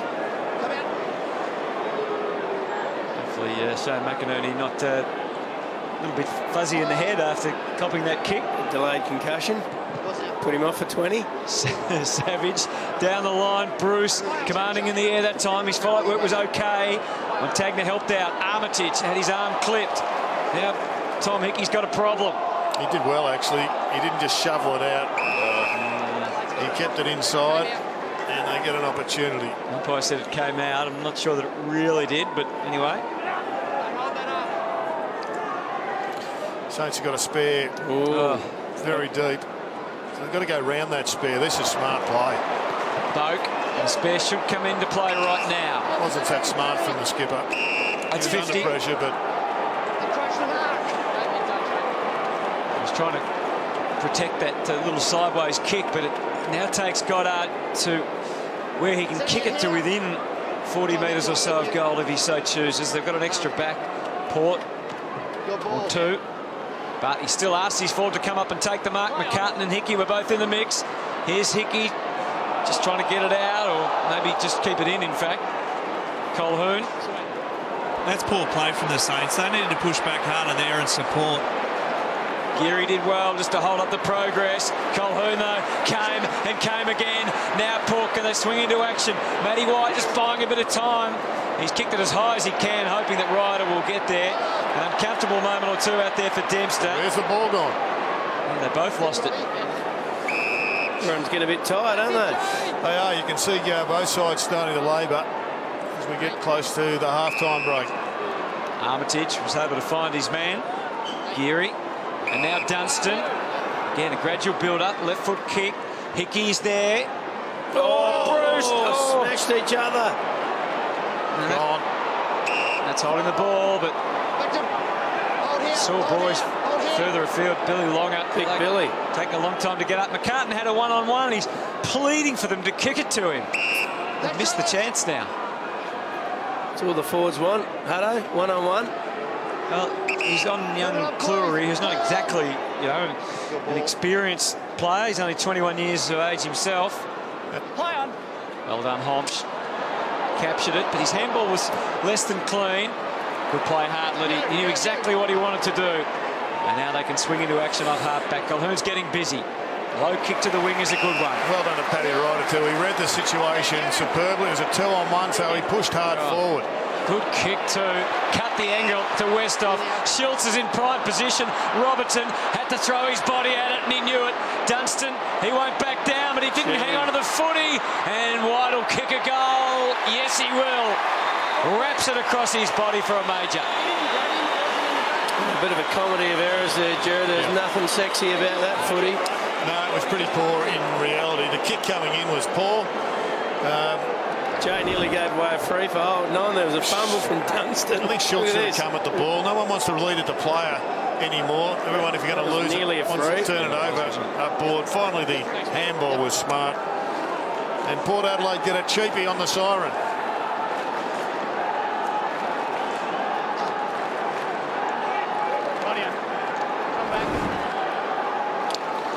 So as we head to this half-time siren, a couple of minutes to go. Port Adelaide get a cheapie, and the skills when the fatigue come in really do drop off. So you want to be careful here, St.Kilda. They've got themselves right back in. They don't want to kill it with just a poor 2 minutes, but gee, you get it back easily, don't you? And that's a free kick to Templeton. I think even the Port supporters are getting a bit frustrated by Port's skill level today. Now, it's hard to work out exactly what was going on with that last kick. Yes, no one else knew either, clearly, from the on the Port Adelaide team. Robbie Gray's had 7 kicks and only one's hit the target. Yeah, he's off at the present time. He's not his usual sharp self. It's a dangerous kick. Well done, Dempster. Didn't give up, because that could have been catastrophic for the Saints. Port were ready to pounce. Degree of difficulty there was at 9.9. Yeah. Dempster's probably saved a rebound goal. And it was a free kick for Chop sure. the arms. Saints on the build here. Stephen off the left boot. Kick was designed for Bruce. Did well, Bruce. He did, came late, meant that Port... Oh, gee, that's just taking a body, isn't it? By Weller, well done. Gets away with it. Fully committed. Did well, Bruce, to cause a contest. Sort of a tackle that wasn't a tackle, that went over the line. Oh, Port clambering around there into the right spot. Colhoun, he was aware he was about to go, he couldn't do anything about it. Sam Fisher decides not to pay the advantage to himself. I reckon if he was 3 metres closer, he would have had a shot. Armitage with the instant injection into the 50. Gray, oh, he was playing with fire, but he gets away with it. Oh, Matty. Now, can he get through this tackle? The answer is a definitive. Great pressure there, St Kilda. No. Should never have handballed it to him in the first place. He was never able to get past. Had to come back onto the right side, and Dempster just nabbed him. And they go again. They're probing one time after another. And the Saints finding it hard to grab a mark. They really are missing Nick Revolt, which goes without saying. Cleary goes short and finds Need. Still a minute 40. They've got the Hoff down back now. They always do that late in quarters or when they're under the pump a bit. Yeah, he's got a few numbers out here on the wing, but it's pretty much man on man down the line. The Saints have got a couple of extras to redeploy now. Collins just got to keep this simple. He's given it back the last 2 times. Well, Tanya, using all his guile and experience, takes the mark. Looks into the middle first, attacking frame of mind with 1:10 to go. And then changes that decision. Good Yes, Oh, the back. switch. Opens things up. Dempster didn't have to be told twice. Jack Stephen. Oh, another butchered ball. Oh, well done, Nunes. So great dexterity. Oh, it was good decision-making the first time, but not the second. And Weller's handball has set Port Adelaide off and running now. That's not AFL standard, that sort of stuff, really. So often you see guys who, if they just go straight to the goal mouth, they're going to kick a goal. Is that just because he hasn't played much up forward there, Weller, and not composed enough under the heat? Well, he's not on his own in this match, you've got to say. No, There's been plenty of those decisions made by players with more ability than him. I think everyone at the ground, and us to a little extent, is getting a bit frustrated with the quality. There's another example. It's the ball fisted over the line. So the Saints have been much more competitive in this second term. But Port Adelaide have been able to increase their lead, and it's a 25-point margin as we get down to the last 20 seconds. The Saints with one last chance, and again they're outnumbered. Bruce almost, and again at the foot of the ball. Brilliant tackle, goes unrewarded, and it'll be controversial. We'll have a look at it at some stage, whether that should have been a free or not. Siren sounds. Well, that was Weller too, so a great comeback there by Maverick Weller. Let's have a look at this. Well, there's no prior, not, so then it's fair enough. So those rules play on, I suppose, is it? 4 goals straight to Port. That quarter St Kilda. This will hurt your Saints fans. 2 goals 6. They had 9 more injuries, and yet they have lost the quarter by 6 points. So disappointing there for the Saints, but well done for Port Adelaide for making the most of their opportunities with straight kicking. And they have a 25-point advantage at half-time. Thoughts, Roo and Jared Hill? I think it's an even game. It's just the goal kicking, that's the only difference. Let's get down to Dicko, and he's with Michael Voss. Thanks, Hutto. Vossy, first half, I mean, a classic first quarter from Port, but St Kilda just got themselves back in. What was your read?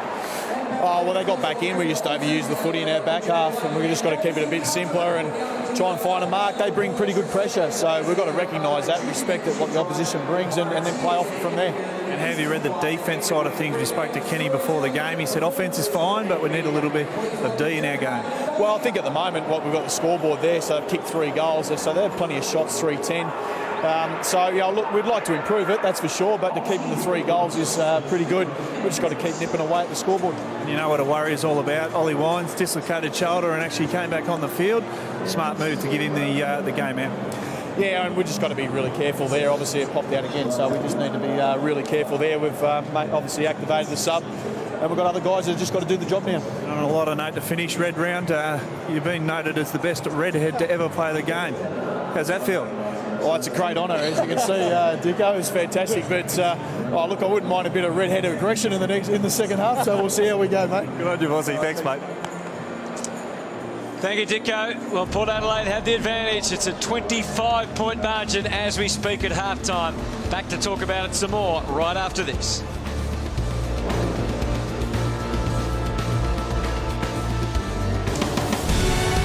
So the crowd taking their seats for the start of the third quarter. Both sides have had a chance to just have a look at what they need to change for this third term. We're just about set to go down to Ben Dixon.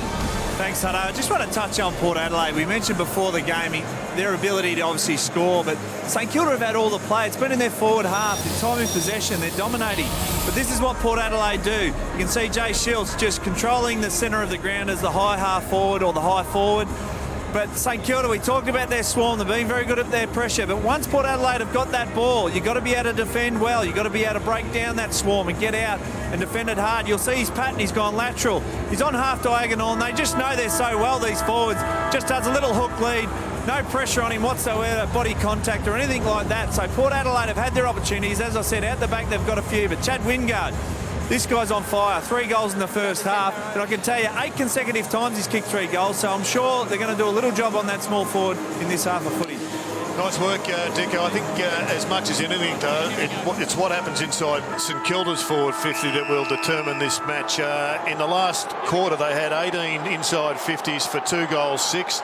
Josh Bruce, I think they need to simplify it a bit for him and stick him in the goal square and make him play as an old-fashioned full forward to some degree to make it more simplistic for those up the ground. Hamish Hartlett finds a way out of the middle, sets Robbie Gray, and now Paddy Ryder right into the mix, and Ryder will line up for goal early in this third term. Yeah, good centre bounce. They've had a few of those today, Port Adelaide. When they get some space in there, they usually ends up with a goal-scoring opportunity. He's had a quiet day, Paddy. Hadn't kicked the goal yet. Kicked the point. So he's been in good goal-kicking form in the last couple of weeks with 4 goals and 3. That looks just a little bit to the right. Fading. And the margin is now 26. Weather holding. Breeze a bit fluky, as we've said for much of the day. Port defence here really squashing St Kilda into the middle of the ground. Robertson brings it in. Saints have also made their sub. We'll get Dicko to update us on that in a moment. Fisher didn't complete the job. Westhoff! Oh! How did he do that? Needed everything to go right from there. The mark dropped. The beans were spilt and cleaned up by Justin Westhoff. Well, he kicked one off the ground in the first quarter, and he's kicked another one along the ground here. Let's have a look at Fisher. Very nearly, well, it was Hoff that spoiled it as well, so followed it up beautifully. Don't know if he necessarily tried to get that type of bounce, but he certainly tried to get it to bounce back through the goals, and that he did.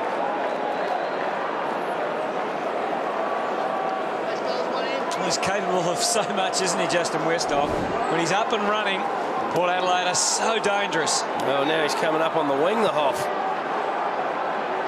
Lobe.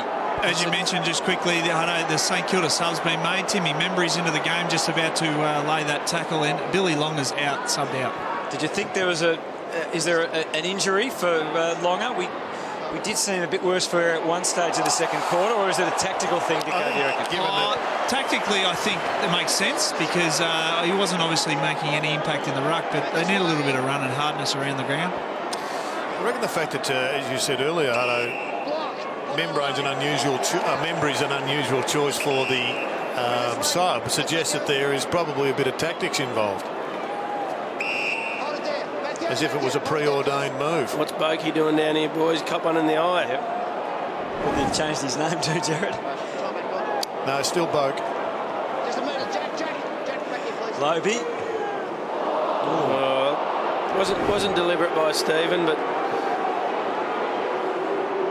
Lobe prodding to the top of the square. They're all on guard, and they were, because Gray had a little snap. Tanya, they're trying to get away from there. Fisher, diving effort. Oh, this is Membry. He's shrugging the shoulders and trying to show the umpire he was doing enough. Round the corner, Rebit, back to the square. The Saints should have this one under their command. Dempster doesn't drop too many. Well, it's been a torrid start for Port Adelaide. They really are pressing. They want to blow St Kilda off the Portress.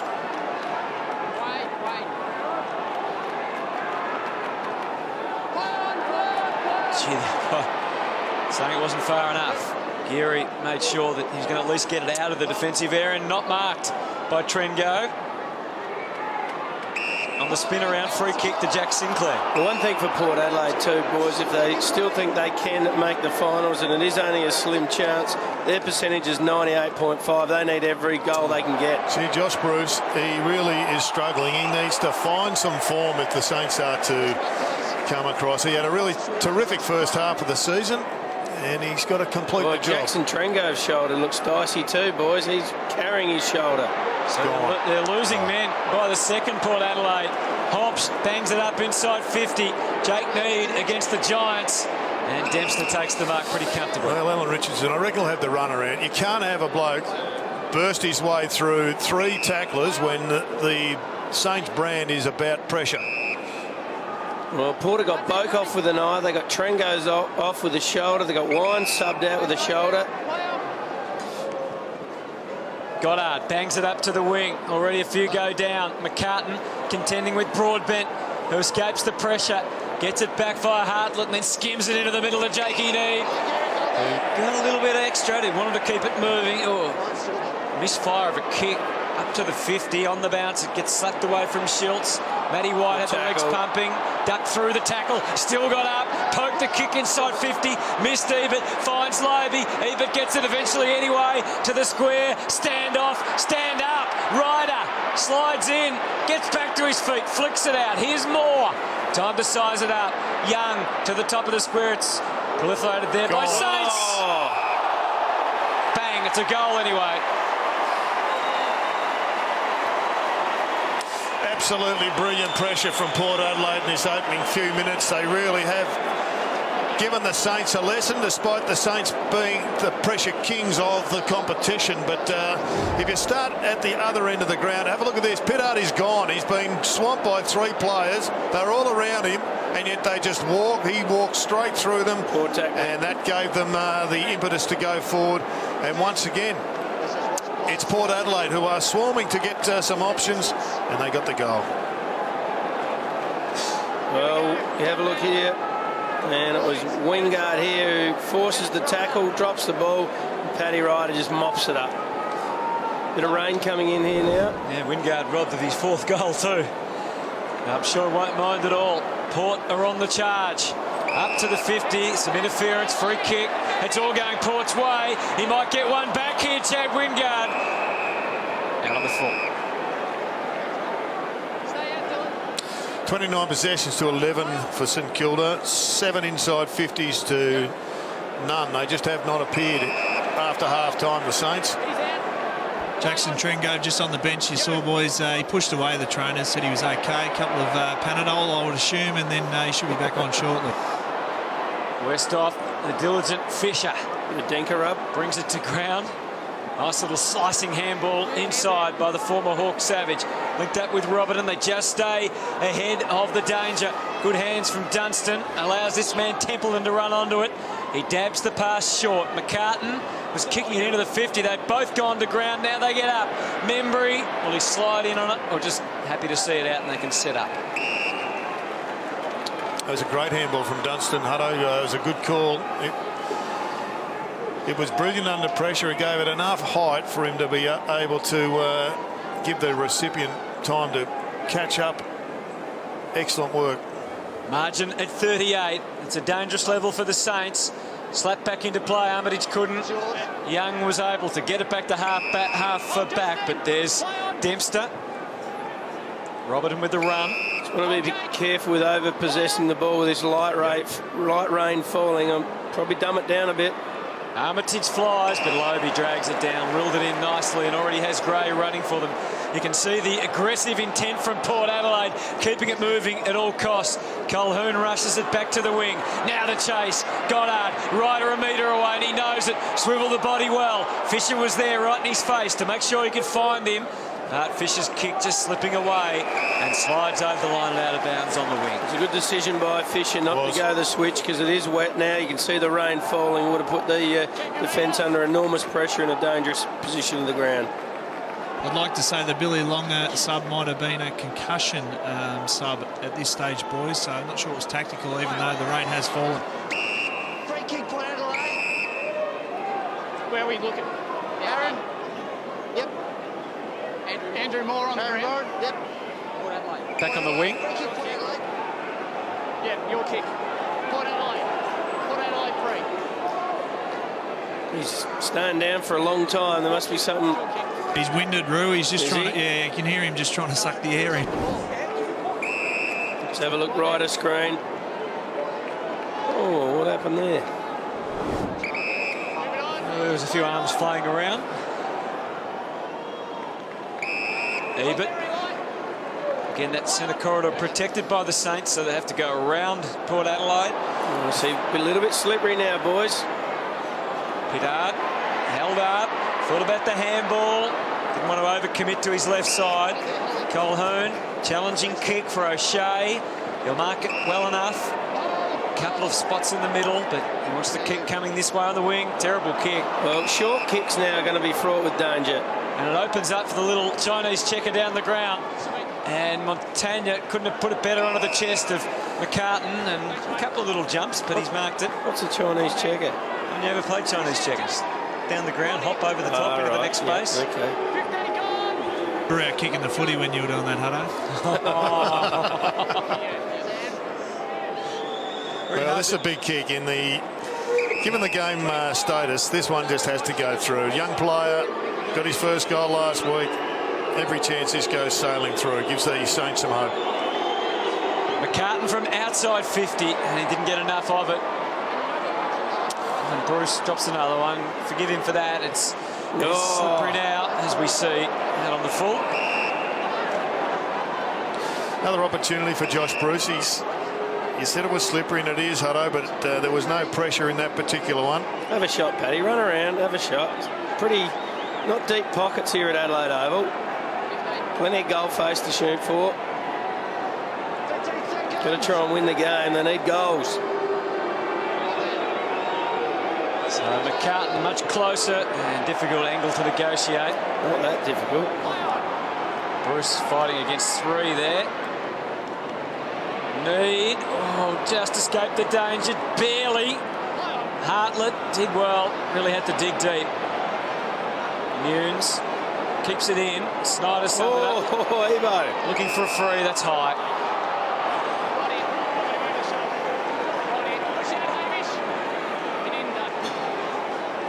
No, it's a good call for the umpire. He didn't duck, and there's Ebert just giving a little bit of interest. He's just bending down to pick up the ball. Matty White, he does excite the crowd and gets the teammates up and going as well. Saints need to find a path to goal. Savage goes as long and strong as he can. McCartan came late to the frame, but steadfast work from Hartlett. And again, just zooming through centre half back. Mead, the next hand's not so good for Hartlett. Had to slap the ball out of there. Young, they wanted to keep it going. And now Mead with his tearaway speed takes it, angles the kick for Colquhoun. He's got the little pass on over the top for Schultz in the pocket. He was looking for a central kick. Wingard, no free kick. They've done well to contain him. He still gets the kick away. Jack Stephen plays goalkeeper on the line and denies them even a score. And kicks wide, hunting and hoping for Josh Bruce, but it's out of bounds. Well, it was a great passage to play through the middle of the ground, Roo. Didn't result in a goal, but just goes to show that at this stage, Port Adelaide are quite more in form than the Saints. They just cannot get themselves any system inside the forward 50. They had a few games in the wet last year too, Port, and they continue to play their high-risk running football through half-back, so they did it again there and got away with it. Well, there's a pull the jumper, but that's a free kick against. Well done, Membry, too. He was outnumbered. No, it's a free kick. Yeah, let's just leave the ground. I mean, players have got to learn that that's just not on you. You've got to change your instincts. Keep your feet, Hutto. These days. Need chips it back to the wing. Gray, busy intersection. He holds up for a moment. He's scampering away, turning onto the right, and then guiding the pass down the line to Schultz. It's more like Robbie Gray. Could go to Aaron Young if he wanted to. Matty White, he's somersaults. Yeah, he's desperate to get it to come, and there's a good strong mark, particularly in the conditions. Good play. Not such a good kick. Down to you, Dicko. Yeah, Billy Long has just returned to the bench, boys. He walked past me. I asked the official to his left, was it a concussion? He said, I can't say, but he did look a little bit dazed. I know he copped the knock just on the half-time siren, so I think it might have been the concussion, and it's a smart move now, as we know that the conditions are a bit slippery. Not sure if it's a state secret. Why aren't you able to tell the official, Brew? Matty White bangs away for another one for Port, and it gets there. He's been missed, this man. Certainly opposition teams were putting a fair bit of time into him even when he was playing this year and Port was struggling. But he's back in the team and he generates run and excitement. Even more so missed, Jared, when you've got Polak out of the side as well. Two of the line breakers. But they were both in there when they were they're struggling at the start of the year, but just a really good line-breaking player.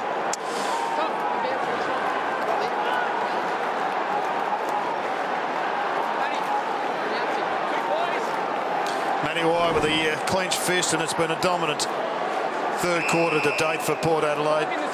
3-1, and Port Adelaide, the only mistake they made is they've overcooked the numbers inside the square. Hickey goes short and finds Weller. That's it. Play on. Contested possessions in this term, Port Adelaide 25, Saints 14. Nunes, Snyder. Skims it back to about 30 from goal. The sun out now. Still a bit greasy as the ball hits the floor. Hartlett and finds Wingard. Nothing to go to though, unless he can find his skipper. Kick was no good back to the wing.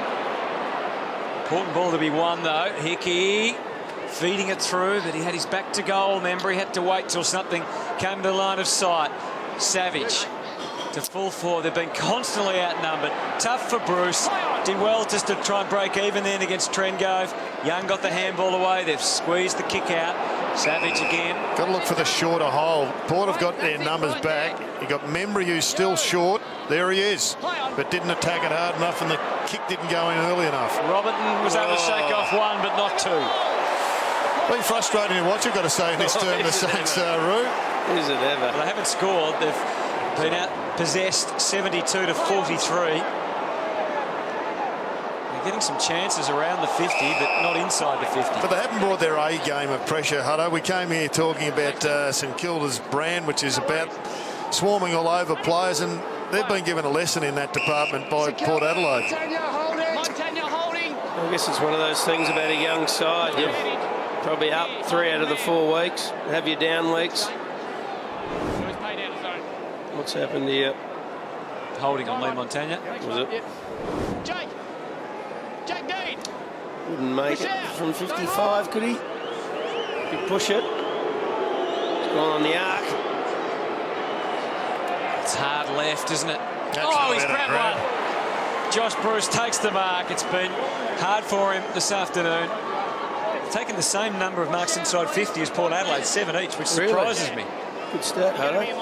They've had a fair few more opportunities, genuine opportunities, and Josh Bruce has had 2 or 3 himself, and that just indicates that the conditions not that bad out there. There was a bit of a shower. Only light. It's more that they just haven't been bringing their A grade game to the fore.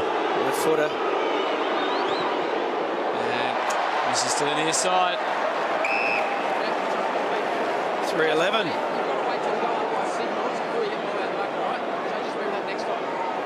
And it is the challenge for blokes who are trying to go up a level, be re-rated as a player. And Josh Bruce had a fantastic first half of the season. Lots of big raps. And he needs to take a leaf out of his skipper's book, Rewald, who's been up for over a decade, continually producing that high-level performance, season after season. Ebbett to Gray as they fan out across this Adelaide Oval, and in the sunshine it's Broadbent who runs away. His running mate on that occasion was O'Shea, just hesitated, has to go back for Broadbent. Fielding offers, keeping the Saints at bay, but only for so long. Robertson didn't take the mark. Goddard did well enough. Robertson's backing up work was good. Nunes, again, just changing his mind, didn't want to rush. Well done, McKenzie. They had to squeeze one more handball out, but a quick retreat from Geary, sensing the situation was pretty difficult to negotiate. Frustrated Alan Richardson. His team's just kicked 3 goals for the day. The margin is 43 points. Billy Longer done for the day. He's been subbed off. As we said, time has passed on any concussion test, so he is officially out for the day. Armitage has had a quiet quarter, but was significant in the first half.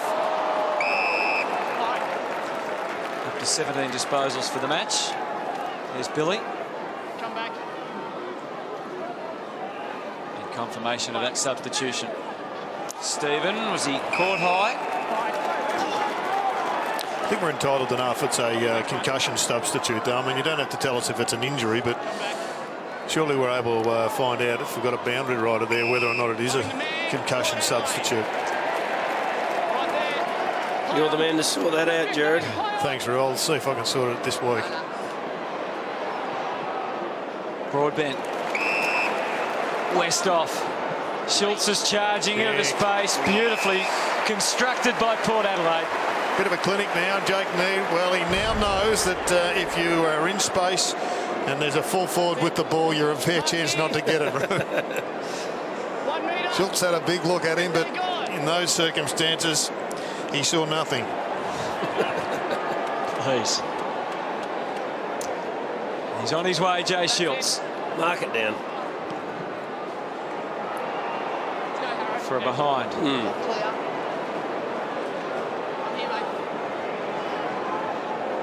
The same inside 50s now, Port and St Kilda with 38 each. Hold there for me. Let's move the ball on, please. Jimmy Webster.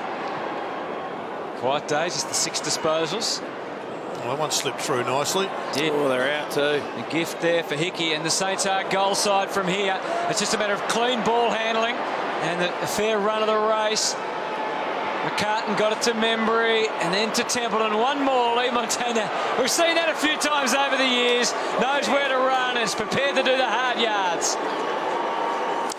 Well, that's the cleanest passage of play the Saints have had for about an hour, Ru. It was on the back of a ball that just slipped through to the keeper, and then it was only a question of whether or not they could link it up, which they did.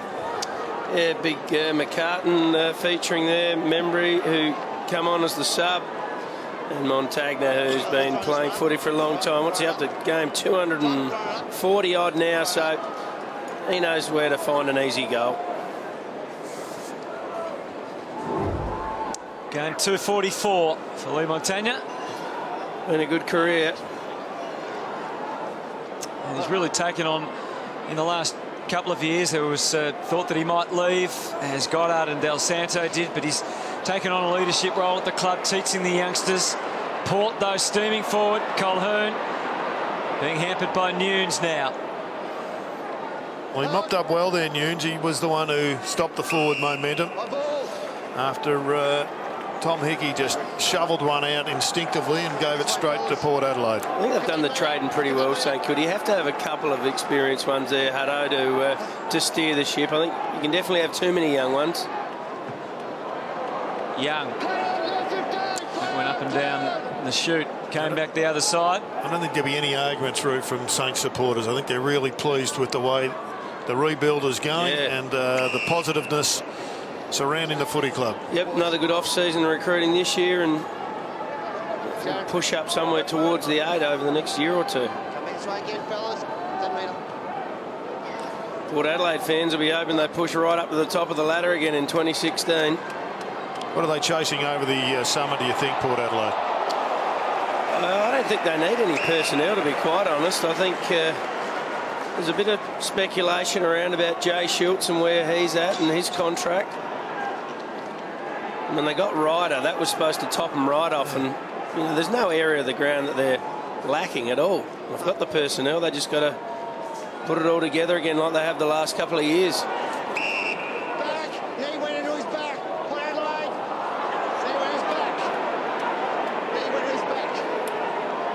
A lot of talk about Charlie Dixon and where he's ending up. Bit of talk that Port Adelaide are into him. Needed to be super precise there. Robbie Gray maybe held without it. He was certainly looking for some assistance from the umpire. McCartan got into the right spot. Couldn't hang on to the mark. Cleary now as the build continues. Sam Gray. He can kick it to the top of the square. Schultz was anticipating, but it didn't go exactly where he was hoping. Geary. Now, what's the read on this? Yeah, that was in the back, wasn't it? Maybe, maybe not. Might have been last week. Saints have really dropped off with their pressure, boys. I mean, the uncontested possessions, plus 24 for Port Adelaide. They're just getting more time and space now. It's really tighten the screw stuff for St Kilda. Oh, great. Just brilliant. Hand to boot. Yes, he's dangerous around the scrimmage, around the congestion. you need players of his absolute ability, and he did it really well there. Have a look at him. There he is. He's just coming through the middle. Just continues to follow on. Was standing still, actually. Come to him, and he just put it through. It's good when they come to you.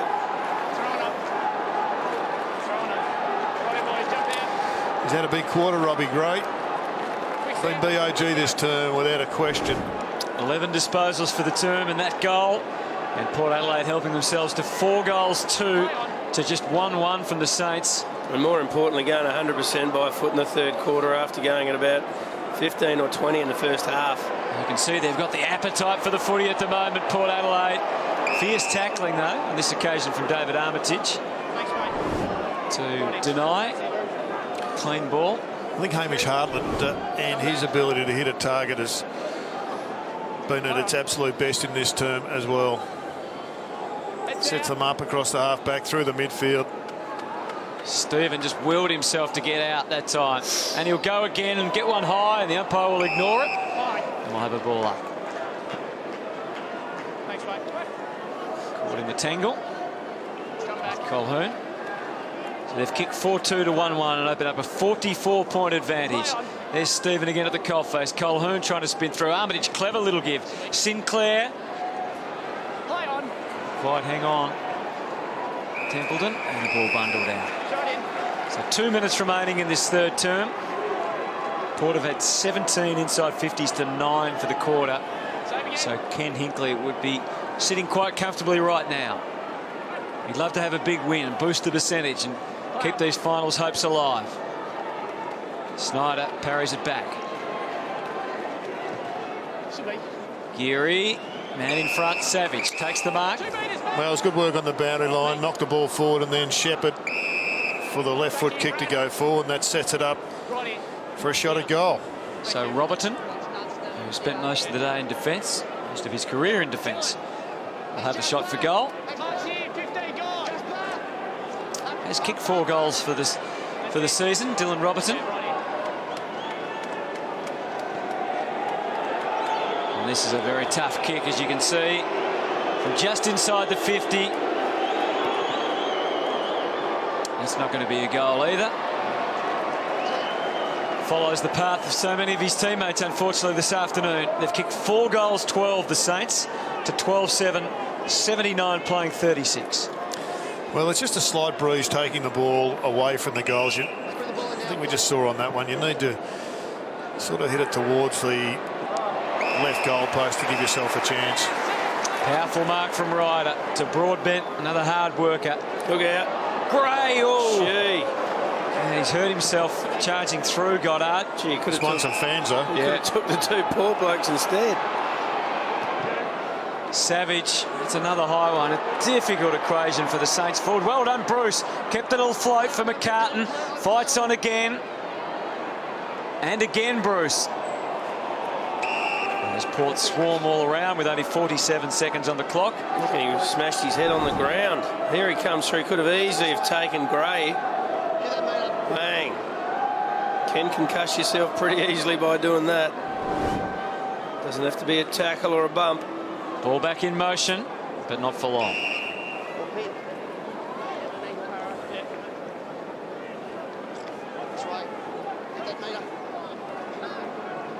Big Claret coming out. Almost thrown out of there by Stephen. Look at the numbers. Now Robert and Lee. Oh, he went to school. Robert Hutto. Left goal post route. Yep. Have a ping. Not interested. Oh, Westhoff marking practice for him. Hoff's gone back. I'm not sure it hasn't lost its surprise, that kick, given the whole competition's been kicking it to the top of the square since the start of the year. You just about have to. Every coach tells you to do it now. Oh, ran himself ragged there, Gray, but just escaped any damage. And it's been a winning quarter for Port Adelaide. They've kicked 4 goals to 1 for the term. Margin extended to 43 points. They're well on their way to a victory here against St Kilda. It's been a game with quite a few casualties. More on that and a big final term coming up next.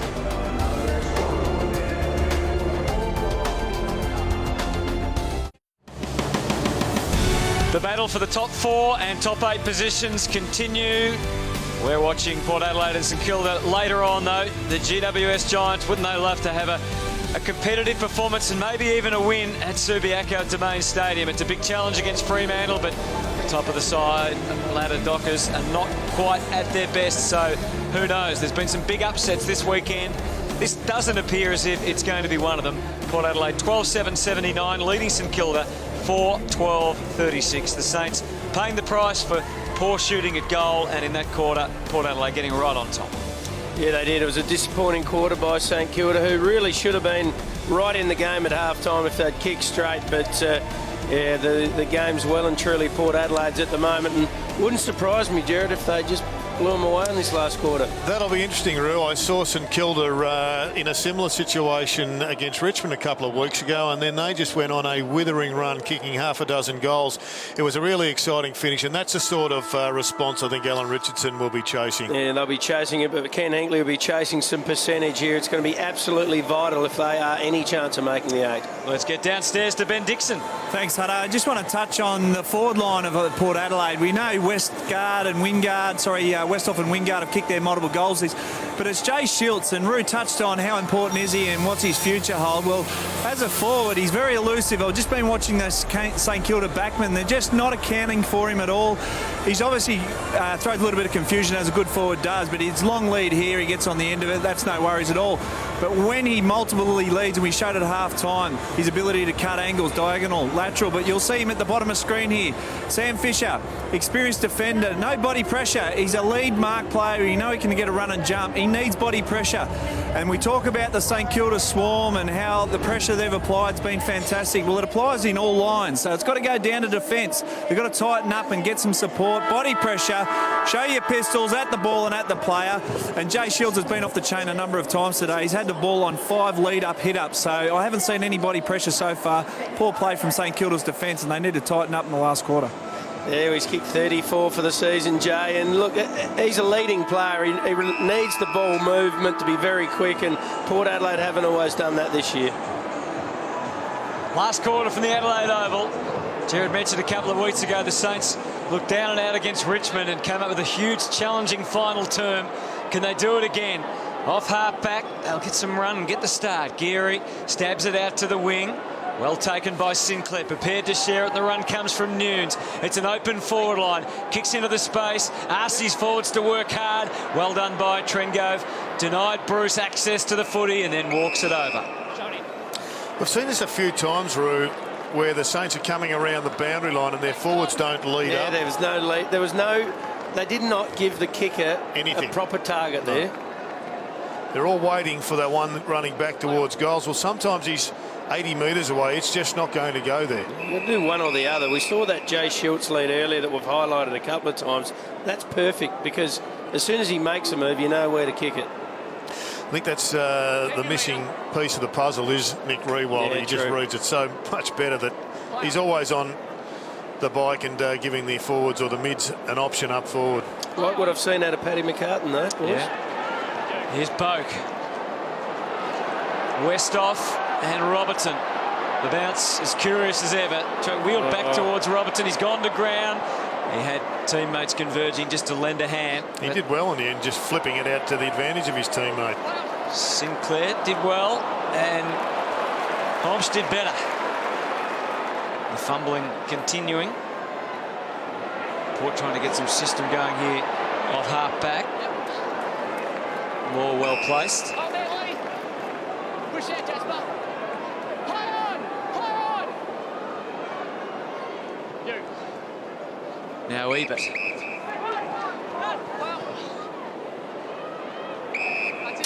Well, Joey Montagna's got to do better than that.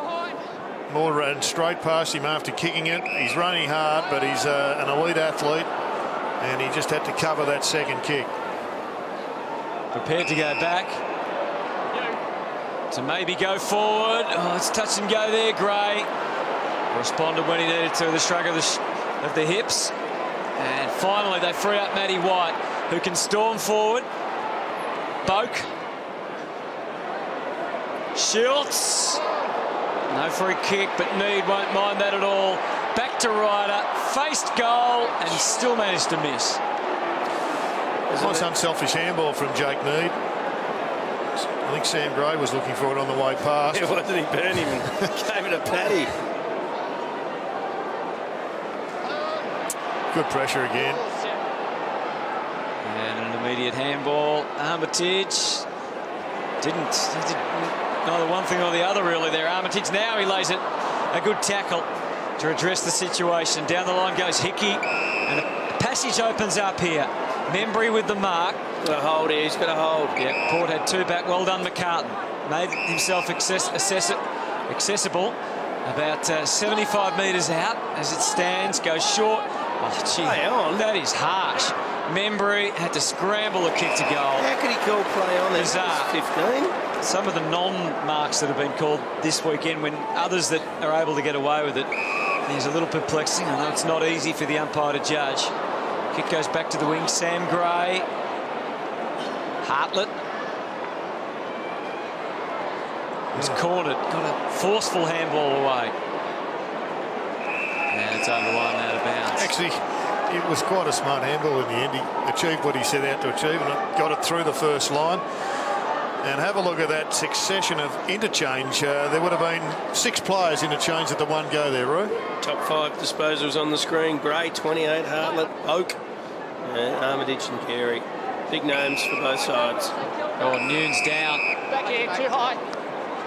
No thought of the advantage. Well, I think it was a good decision by the umpire. He looked up and could see the kick was poor, and he dragged it back. Oh. Back on the chops. Nunes. Carton in front. The ball fisted cleanly away. Didn't do any favours for Hickey, and this is where the run is generated from. They're going now. Ebert. Colquhoun was the link. Ebert again. He's confronted by 3 Saints. So he worked it off the side of the boot for Ryder. Good take by Ryder.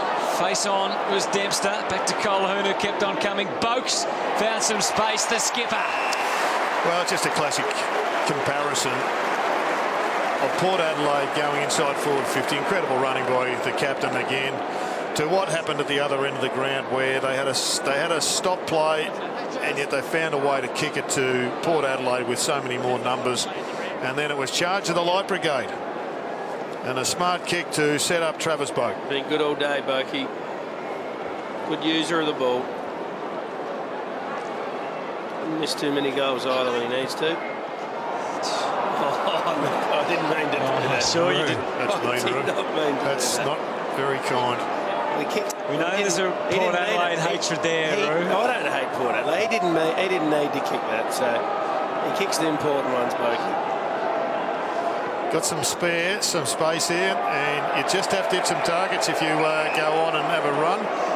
And Sam Fisher will be looking in that and saying, well, that's the price you pay for playing with young kids who haven't quite developed yet. Lobby. Well done, big fella. And that's just an incredibly self-inflicted wound. Nice grab from the ruckman for Port Adelaide, who's continuing to improve. Probably hasn't come on as much as Port Adelaide would have liked this season, but he's a genuine talent for the future. No, near the 5 disposals today. He hasn't had the year he would have liked. Has done some good work in the ruck at times, but he's not getting the possessions around the ground at all. But he's better than what he's showed this year. Just the 4 goals straight for the season, Matty Lobey, and he puts it right through. And Port's lead is beyond 50 now at the Adelaide Oval.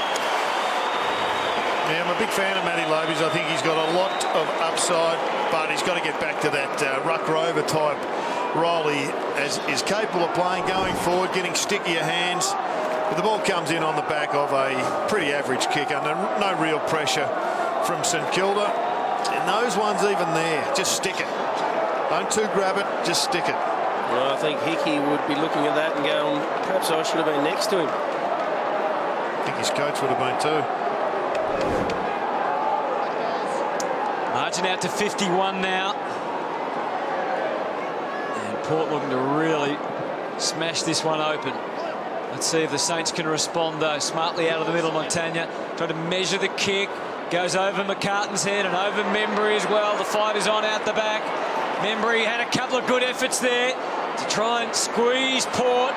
Just unperturbed, completely Pittard. That has to be close to holding the ball. Gee. Just close. Just close. Got around 2 and thought I might as well have a crack at the third. I think it was a good decision. Yeah, probably fair enough. Throw in, Hickey throwing the arms around Young. Hickey has it again. Weller fashions something to the square.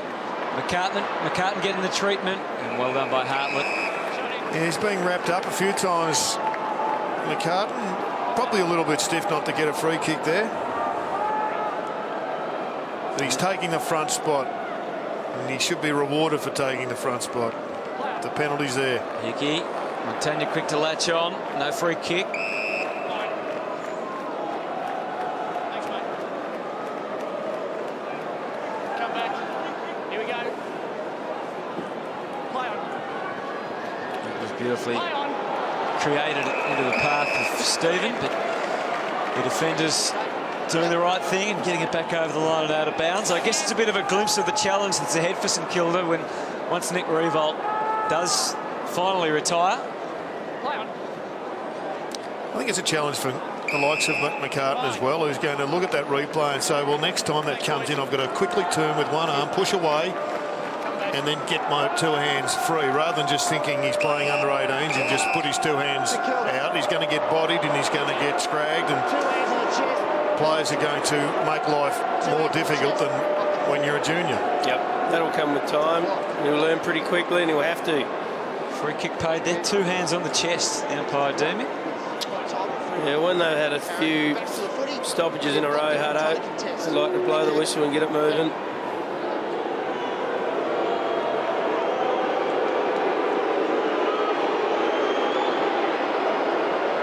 Yeah, is it going to hang on? No, it's not. It's the sort of day it's been for the Saints in front of the sticks. 50 points the margin, 4-13 to 13-9. The same inside 50s as Port. Oh.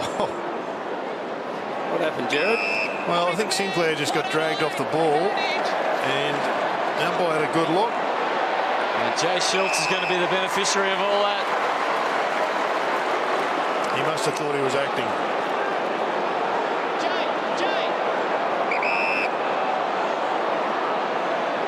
That's the line. Mark's here. 7 marks for the day for 1 goal, 2. Jay Schultz kicked a beautiful goal Can kick a tough goal too, Hutto. at the other end of the ground early in the match. He's on his way now. And that looks a pretty fair strike. You're back in form, Ru. He's put that one through with conviction. Well, a lot of players, Jared, when they kick from 50, they kick straight through it, don't they? Ram it home. Let's have a look at what you were a bit upset about, Jared. Well, it didn't really worry me, but the umpire had a good look, Ru, and it did look as if he got dragged off the ball, but definitely did. I don't know if it impacted too much on the play, but it's a great kick by Jay Schultz. Been pretty good today, Jay.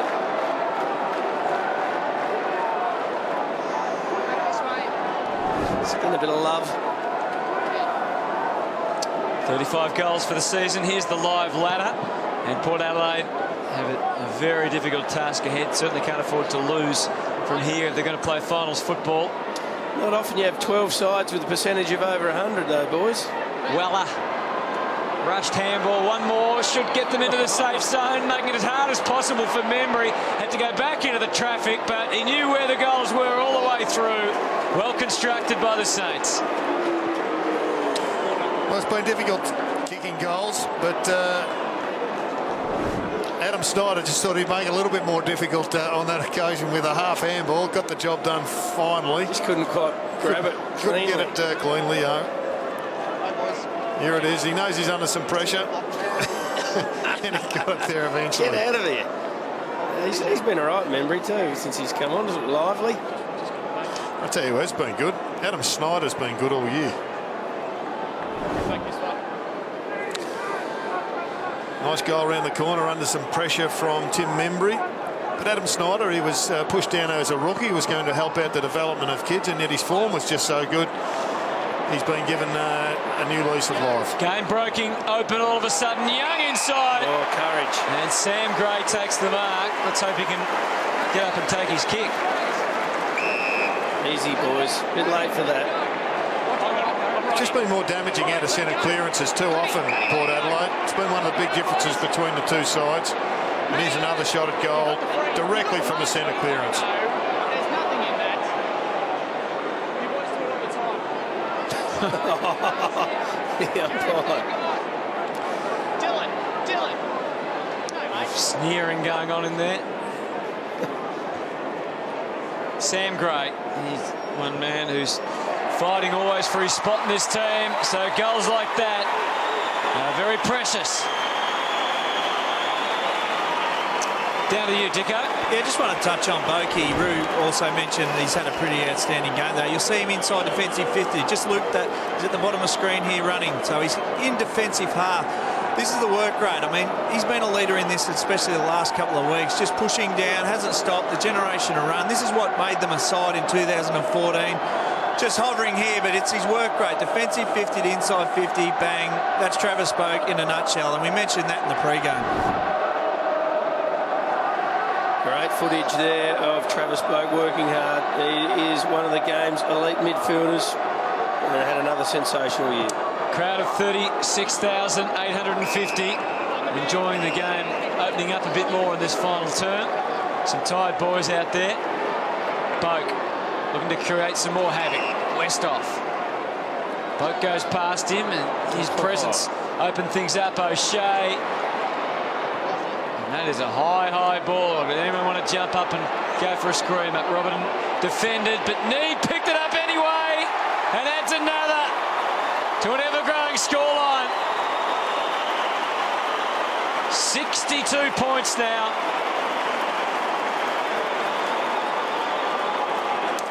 Been an impressive effort by Port Adelaide. Exciting to see them start to play some of this really good footy.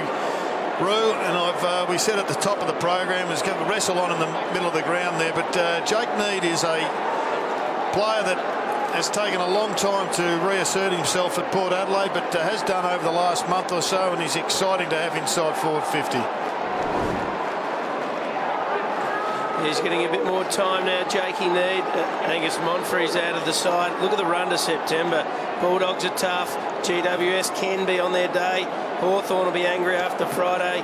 Gold Coast are a much better side than their position on the ladder at the moment, and Freo will be just flexing their muscles come round 23. And one thing about that run, Roo, I mean, they're up to 350 points now in 3 weeks, so they're not going to leave much in the tank, because I think the way they're playing their footy is such an offensive game. It might be a big charge and something exciting to watch.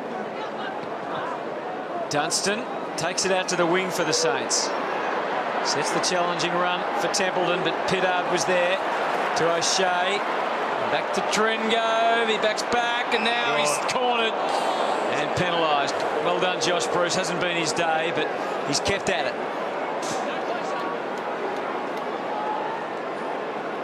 Just the 4 disposals and 2 behinds for Bruce. Sends that one to the square. McCartan flies at the back. Membry.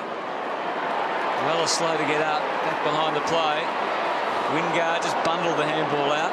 Colhoun was taken care of. Stephen maybe helped out. That's close to a throw.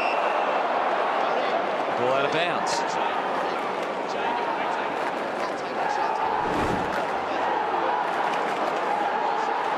Yeah, got one of Chad's best. Interesting stoppage, boys. They've got 5 forwards outside, so they're creating plenty of space, giving St Kilda an opportunity to get the ball. But if they win it, Port Adelaide have got some serious run here. And now they do. Hartlett has pondered where to go to next. He's given the Saints a look. Is that a free? No. Weller can't contain Pittard, so can't stop the damage. And the Avalanche charging forward. A bounce from Need, lost it for a moment, gets it back on target, dribbling kick. Awfully difficult to control for White, but they haven't done that too well, the Saints either. Gray comes at the footy. Armitage has been well held since half-time. And the ball out of bounds. So the mistakes continuing. St Kilda's efficiency in this final term, 56%. For the day, it stands at 65 by foot. Stephen just got onto the boot as quick as he could. Trengo had it all under his control. Takes the mark. Risky. Ebert. So are your expectations next year, Roy, that Port will come back into the 8? Well, I think they've got the personnel. It's been a real mystery why they've dropped off this year, to be quite honest. And if it was anything to do with attitude over the summer or, training, they definitely will bounce back. But if it's the opposition work them out, and that's the big key, well, maybe they won't.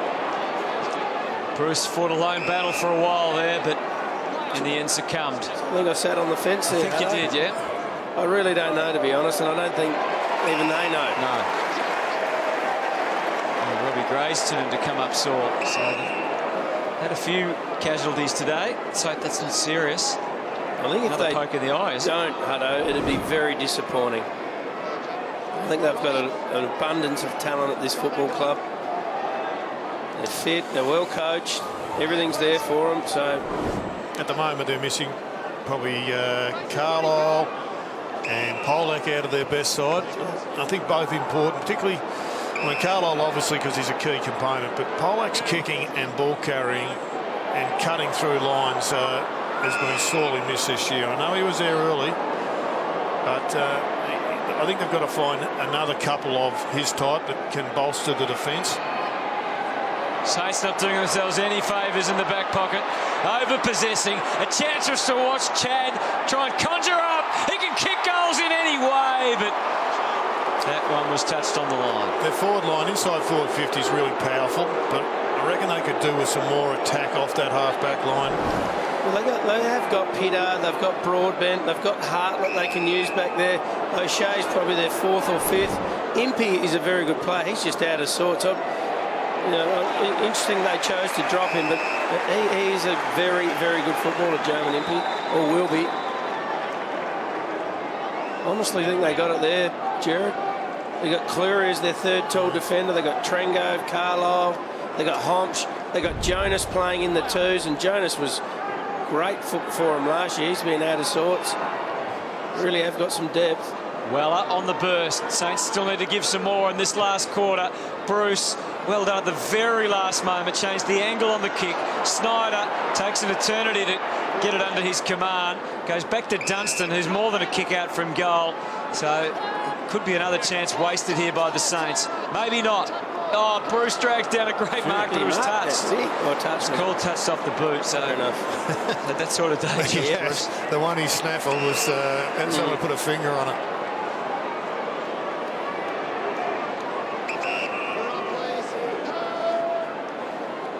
Wingard down the line. Ryder, Schultz, Gray waiting down. Came to Paddy. Tried to wade his way through. Here's Robertson. Geary. Montagna. Could use Fisher. Up to half forward. Tosses it up into the sun. McCartan and Homps. He's got to free the young son. I reckon he would have preferred the free kick when he was in the goal square and got manhandled. Push on the side, wasn't it? Back to the square. From the side, Ebert. Good hands. But he's absolute everything. The handball was a bit scrappy. The steal was good from Weller. He couldn't pass the baton, though. And he might... No, he's not going to be penalised.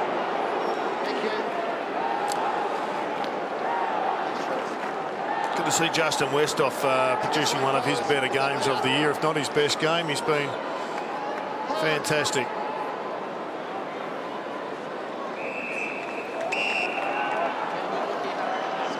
Robbie Gray up to 32 disposals. Westhoff with 20 and a couple of goals.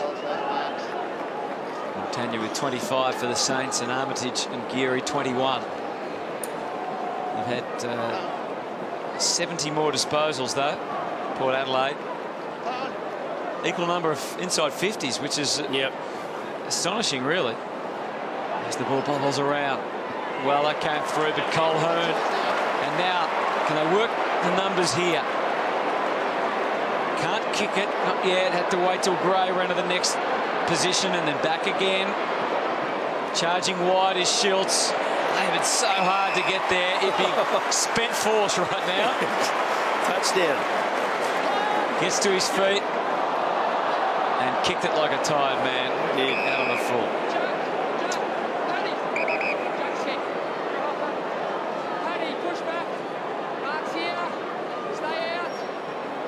Just the 36,850 here. Probably one of Port's lower crowds for a while. Port Adelaide's biggest win this year, 61 points against Melbourne. At the moment, they're on 63. So looking for their most convincing win of the year. Stephen and now Savage, foot down. And they can work to try and get it to half forward. A bit of a waiting game for Snyder. Pokey kick, no free kick. Savage was attacked, and attacked successfully by Need. Through the middle it opens up. Advantage paid. Westhoff with Pittard. A lot on offer. Ryder comes at him, but it's going to be a slower path towards goal as Westhoff goes short for Sam Gray. Down at full forward, Schultz is waiting. And cutting across Debster. Who's been one of St Kilda's best today? He's coming up for game number 200. I think Dempster. Yeah, not far away at all. 199 today, Sean Dempster, so next week. Great servant for both the Swans and particularly Maybe Saints. Blood nose in the wrestle over there, did he?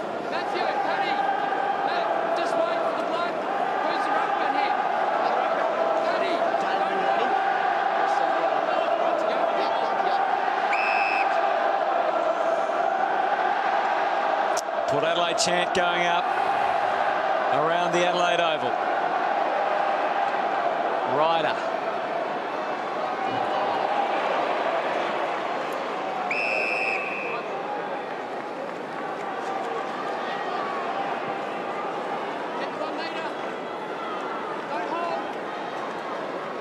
And again, Paddy gets his hand to it.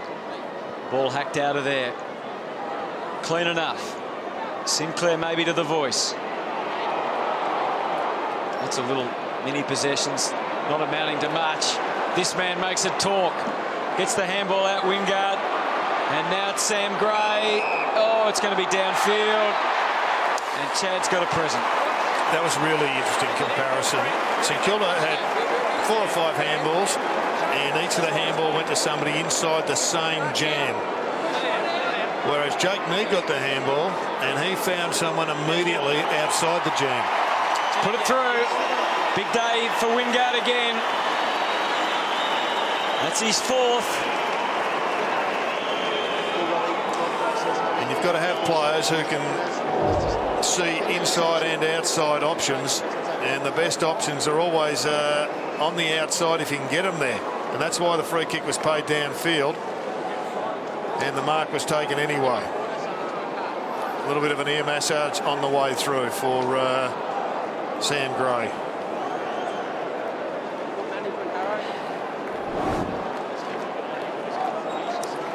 Another great performance by Chad Wingard. Sammy Gray's been all right too, back in the side today. He's had 20 disposals and kicked a goal, so probably his best performance for the year.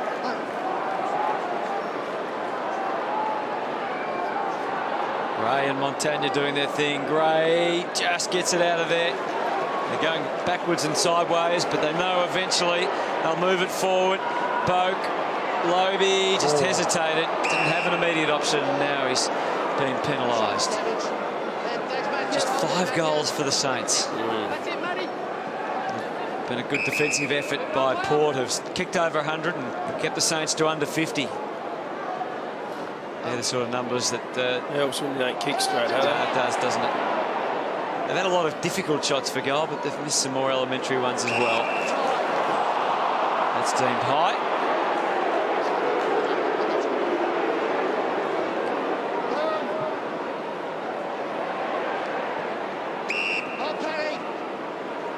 Dempster assesses. And Matt Lobie. Over the back. Well, they've worked really hard both ways, Port Adelaide. They've really given St Kilda a lesson in getting back in numbers, deep in defence, and transitioning the ball to give themselves an opportunity to score. Bokey's running out, isn't he? I don't think I've seen too many people run harder than Travis Boak. He's a freak. He's just a great leader on and off the field, Bokey. Saints with only 311 disposals for the day. Port pushing 400. Oh, Ryder. Paddy. Getting some touch back now. The outlook wasn't too good for Hartland, so all he could see was white jumpers everywhere. Hence his decision not to kick it in a rush. Give the Saints a bit of a look here. Young first and second time. Being pushed back. Hartland trying to change the angle, but McCartan fighting on. And it has become a real scrap here. Young stripped of it. Next in was Templeton and out. Gray, hands cleaner than the rest. Colquhoun, the shortest pass you'll ever see. Boak to half forward. And that's where it dries up. Robertson swinging in to take the mark. Margin 69. In the end, it's a convincing win for Port Adelaide. And they'll still be September dreaming, although it's going to take other teams to oblige over the last month or so. Well, they're going to have to knock the Hawks off. They're going to have to knock the Bulldogs off.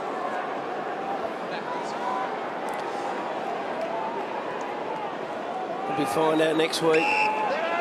Could be a tough game against the Dogs. But in this form, you give them a genuine chance, wouldn't Oh, they're a chance, absolutely. But anything can happen with momentum going to finals. Sides are already locked away. They start dropping off. You can imagine Fremantle, for instance, if they've got top position locked away in the final round. Round 23, yeah, good point, because they could be a couple of games clear if they beat GWS today. But obviously a couple of stumbling blocks, the main one being Hawthorn.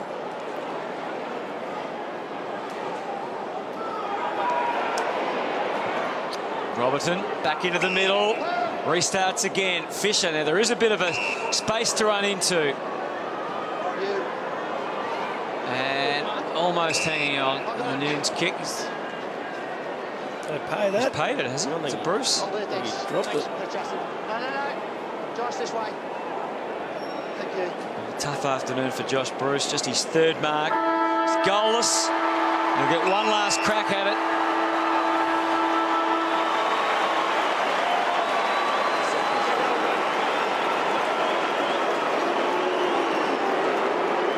Crowd of 36,000 making their last contribution, trying to make life a little more difficult here for Josh Bruce. He's been a fine player for the Saints this year, but without a goal today. He's given it plenty. He's going to hang on and sail through for a goal. So Bruce's 42nd goal for the year comes after the siren. But Port Adelaide and Ken Hinkley's boys continue their high-scoring ways of the last few weeks, and it produces another win. That's a couple in a row. They win by 63 points as we get down to Ben Dixon. Thanks, Hutto, Bogey. Coming back to the portress, as we call it, but the last 3 weeks, high scoring, but today it was the two-way running that got the job done. Yeah, it was, and I mean, to keep them to 49 points is a great effort. We spoke about last week against Essendon, our defence wasn't quite there. We let them score 100 points, and today I thought we had a better four-quarter effort. The second quarter, we let them get back in the game. We're probably a little bit lucky they kicked a few points, but no, it was a good effort in the end. Kenny, at half-time, just reminding you boys about the collective unit. You guys obviously made famous last year, and don't forget that in terms of the scoreboard, because that in the second half was very evident. Yeah, I mean, we got in a huddle in the change rooms at half-time and spoke about team effort, and we probably went away from it a little bit in the second quarter, but certainly the second half was a lot better. And I mean, you look at the best sides and their pressure and their team aspect of the game is what's really relevant. That's what we're going to get back. There's plenty to play out of the season. All you can do is play the way your footy obviously does the talking, but there's still a little bit of light at the end of the tunnel. Oh, look, we're not even talking finals. I mean, we're a long way back at the moment, and for us, it's about a consistent effort. I think the last couple of weeks we're starting to take a bit of a step forward in that area, and today was better again, but we've still got a lot of work to go. And the dynamics of your forward line, Westy down there, Wingard, but more importantly, Paddy Ryder starting to obviously bob up with a few. He's getting that mix right with his ruck work. Yeah, he certainly is, and I mean, you saw a few of his hits inside the centre bounce today. It's pretty special, but for him to go forward and make it count is pretty special. And him and Loebs are working really well together, and we love him over here. Everybody sounds all right, maybe. We're looking at the GPS numbers. I think you smashed it up today. It was about time. I'd been batting a little bit the last few weeks, so I think Burge will be happy. Well done, Buggy. Thanks, mate. Cheers. Well done, mate. Travis Boak outstanding again, 29 disposals. As we check what it all means, and as Travis Boak said, they are a fair way back in the pack, and their percentage getting up a little higher today, which is going to be handy, particularly if they're battling with a team like GWS. Or maybe even the Bulldogs, if they can force their way up that high if the Dogs happen to stumble, but it's going to be difficult. Well, they've got the Dogs next week. That is a make or break game. They've got GWS the week after, so 2 8-point games that they must win if they're any hope at all of playing finals. Back down to you, Dicko. Thanks, Hutto. Chad, you just talked to Boakey about obviously the forward line set up. Having Paddy down there in the last couple of weeks, obviously contributing, it just adds a bit more of a mix there, doesn't it? Oh, definitely. I think helps Shields to get a chop out a bit. I mean, having 3 tools that can really attack the ball is in the air and on the ground is really vital to us. And you yourself in rare form since round 8, 32 goals. Feeling pretty good about your game? Yeah, I think it starts with my defence. As long as that the defence is right, I think the offence just goes into it. So that's a big focus of mine, and helping the teammate whenever possible. Is that as good as the ball man's been in probably the last month of footy? You see it unfold as you're setting up down there? Oh, definitely. I think the backs, we took it on, we made some mistakes, but we kept taking it on through the guts, and you can see the overlap is just huge, the run. But like I said, it's just we're going to have to improve on it again next week. And Kenny, off the back of last week, it was all about the defence, but is that as good as you can do 2 ways? Oh, no, I think we can always improve. I think no one likes to put a ceiling on how well we can play offensively and defensively. A few things we've got to tweak, and we'll be back next week. You find a leg when you play in this arena running out, you got the music pumping and it's all happening. Great atmosphere to play down here, isn't it? Yeah, no, it feels a bit like a concert at the start, so it's good fun. Well done. Thanks, mate. Cheers. Good on you. Gee, they have some talent, Port Adelaide, and there'll be a few teams hoping they don't make that withering run and make the finals, because they could be a very dangerous floater if they happen to get there. Well, I think we know how good they are at their best, but next week, that game against the Bulldogs at Etihad Stadium under the roof, we know that's going to be a fast game. So there are going to be some big games next weekend, that's for sure. Friday night, Richmond and Adelaide. Saturday night, West Coast and Hawthorn. So Geelong-Sydney. Geelong-Sydney's going to be huge. Coming to a great crescendo. And Port Adelaide's great that they've breathed some life back into their season. The big question mark will remain about Ollie Wines, and we can see him on screen there. Whether or not his season is over, I think, will be one of the more pressing issues to find the answer to this week. You're the physio. What do you do there when you're dislocated? Well, it's impossible to know how badly it was dislocated. He came back on, so clearly it wasn't as bad as it could have been, but as you rightly pointed out, they're worried about the future of that boy rather than the short term. Okay, we'll head to a break. We'll come back to talk some more about this victory and look ahead. Port Adelaide 17-10-112 have defeated St Kilda 6-13-49 by 63 points.